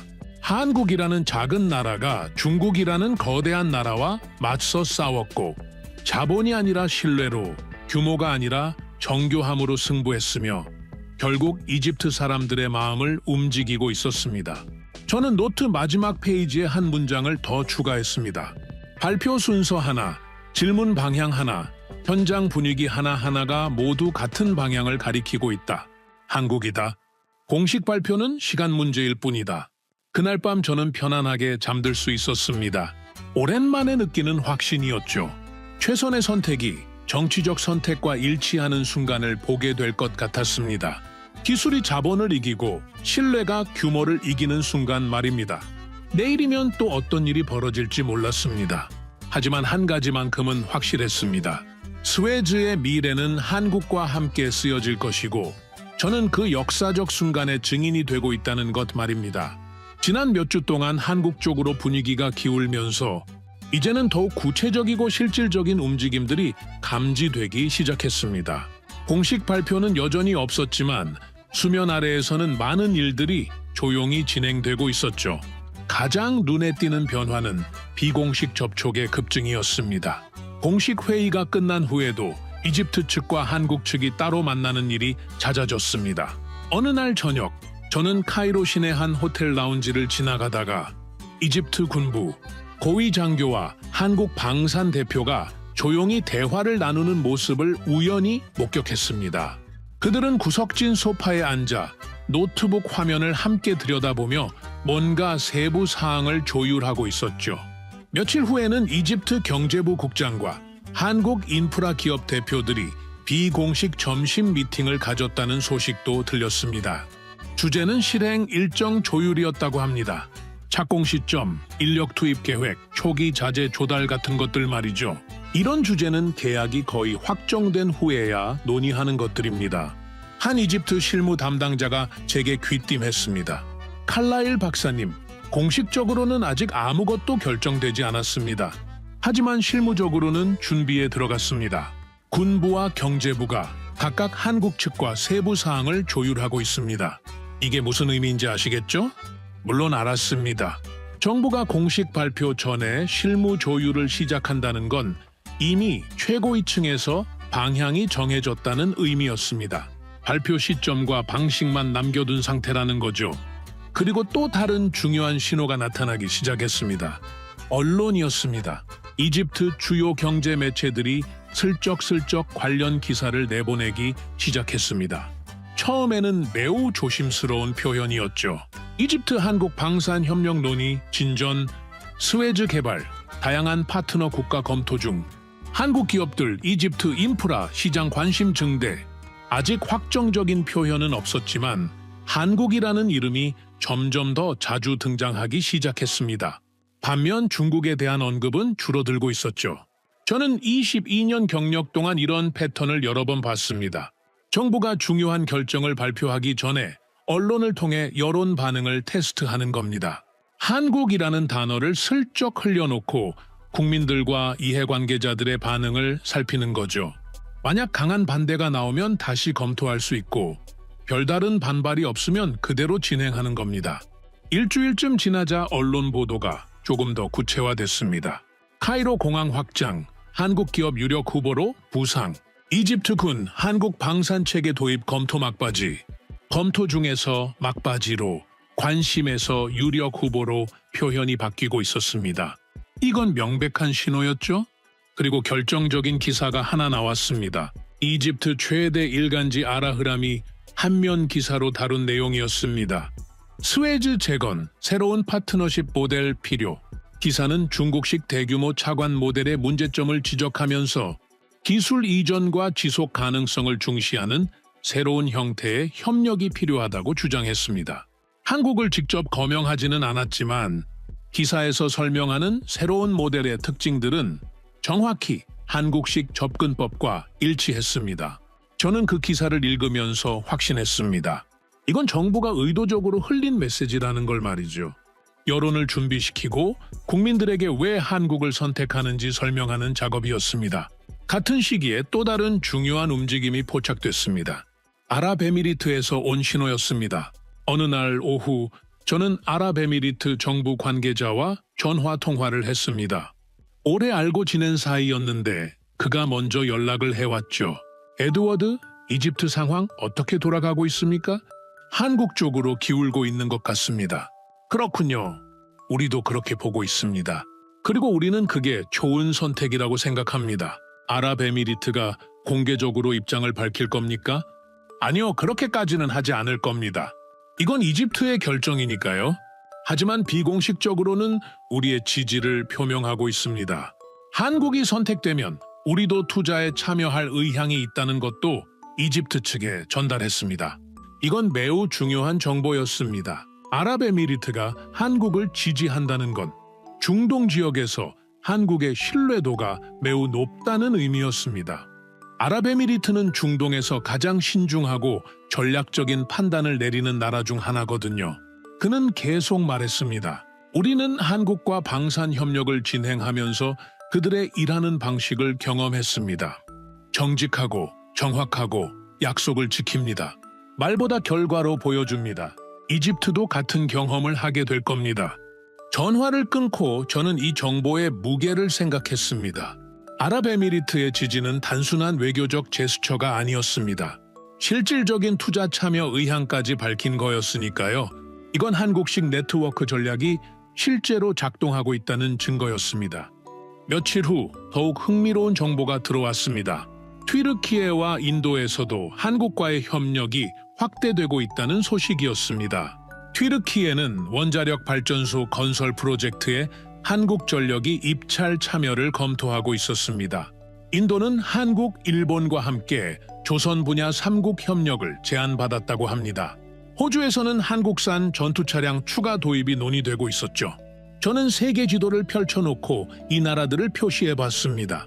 중동에서 이집트와 아랍에미리트, 서아시아에서 튀르키예, 남아시아에서 인도, 오세아니아에서 호주, 유럽에서 폴란드와 노르웨이까지 이 모든 점들을 선으로 연결하니 하나의 거대한 네트워크가 보였습니다. 그리고 그 네트워크의 중심에 한국이 있었습니다. 저는 노트에 한 문장을 적었습니다. 한국은 지금 단순히 스웨즈를 얻으려는 게 아니다. 중동, 아프리카, 유럽을 잇는 새로운 산업 네트워크의 중심축을 만들고 있다. 이 깨달음이 왔을 때 저는 소름이 돋았습니다. 한국의 전략이 얼마나 장기적이고 체계적인지 이제야 완전히 이해한 거죠. 이집트는 시작점일 뿐이었습니다. 이집트에서 성공하면 사우디, 요르단, 다른 아프리카 국가들로 확장할 수 있고 그렇게 점차 거대한 협력 네트워크를 구축하는 겁니다. 방산으로 신뢰를 쌓고 인프라로 관계를 깊게 하고 산업으로 경제를 얽히게 만드는 전략이었습니다. 어느 날 저녁 저는 스웨즈 경제지구 실무 총책임자와 다시 만났습니다. 이번에는 그가 먼저 저를 불렀습니다. 칼라일 박사님, 말씀드릴 게 있습니다. 조만간 발표가 있을 겁니다. 공식 발표 말입니까? 네. 대통령께서 최종 승인을 하셨습니다. 세부 내용은 아직 조율 중이지만 큰 틀은 정해졌습니다. 방사는 한국, 카이로 공항도 한국, 그리고 스웨즈 1단계 개발도 한국이 주도하게 됩니다. 중국은 어떻게 됩니까? 완전히 배제되는 건 아닙니다. 일부 하부 프로젝트에는 참여할 수 있습니다. 하지만 핵심 파트너는 한국입니다. 중국이 주도하는 시대는 끝났습니다. 저는 그의 말을 들으면서 지난 몇 달을 떠올렸습니다. 처음 회의실에서 한국이라는 단어가 나왔을 때의 의아함, 중국의 막대한 자본 공세를 보며 느꼈던 불안감, 한국의 기술 시연을 보며 받았던 감동, 그리고 조금씩 한국 쪽으로 기울어가는 분위기를 지켜보며 느꼈던 확신까지. 박사님은 처음부터 한국이 이길 거라고 생각하셨습니까? 저는 솔직하게 대답했습니다. 아니요. 처음에는 회의적이었습니다. 기술은 좋지만 체급이 작다고 생각했죠. 중국의 자본력을 이기기 어려울 거라고 봤습니다. 하지만 제가 틀렸습니다. 이 싸움은 체급의 싸움이 아니었습니다. 신뢰의 싸움이었고 한국이 그 신뢰를 얻었습니다. 그가 고개를 끄덕였습니다. 우리도 처음엔 똑같이 생각했습니다. 하지만 한국은 말이 아니라 행동으로 보여줬습니다. 전력 문제를 3시간 만에 해결했을 때, 통합 시스템 시뮬레이션을 보여줬을 때, 방산체계의 정교함을 확인했을 때 우리는 깨달았습니다. 진짜 파트너가 누구인지를요. 그날 밤 호텔로 돌아와 저는 마지막 정리 작업에 들어갔습니다. 지난 몇 달 동안의 노트를 전부 펼쳐놓고 처음부터 다시 읽어봤습니다. 그리고 최종 결론을 작성하기 시작했습니다. 스웨즈의 선택은 아직 공식 발표되지 않았다. 하지만 모든 신호가 같은 방향을 가리키고 있다. 비공식 접촉의 증가, 언론 보도의 변화, 아랍에미리트의 지지 표명, 실무 준비 작업의 시작, 그리고 최고위층의 최종 결정까지. 이건 단순히 한 국가가 인프라 파트너를 선택한 사건이 아니다. 새로운 국제협력 모델이 탄생하는 순간이다. 자본의 규모가 아니라 기술의 정교함으로, 일방적 지원이 아니라 상호 존중의 파트너십으로, 단기 성과가 아니라 장기 지속 가능성으로 승부하는 모델이다. 그리고 만약 이 흐름이 현실로 확정된다면 중동과 아프리카, 나아가 전 세계의 인프라 협력 지형도가 바뀌게 될 것이다. 중국 일변도 시대가 끝나고 다양한 모델이 경쟁하는 새로운 시대가 열리는 것이다. 저는 펜을 멈추고 창밖을 바라봤습니다. 카이로의 밤하늘에는 별이 반짝이고 있었습니다. 수천 년 전 이 땅에서 피라미드를 세운 사람들도 저 별을 올려다봤겠죠. 그리고 지금 이 땅에서 또 다른 역사가 만들어지고 있었습니다. 노트 맨 마지막 페이지에 저는 최종 문장을 적었습니다. 나는 지금 역사적 순간의 증인이 되고 있다. 한국이라는 나라가 세계 무대에서 자본이 아닌 신뢰로, 규모가 아닌 정교함으로 승리하는 순간. 그리고 그 승리가 단순한 계약 하나를 넘어서 국제협력의 새로운 패러다임을 제시하는 순간. 공식 발표는 이제 시간 문제일 뿐이다. 역사는 이미 방향을 정했다. 그날 밤 저는 깊은 잠에 빠졌습니다. 오랜만에 느끼는 평온함이었습니다.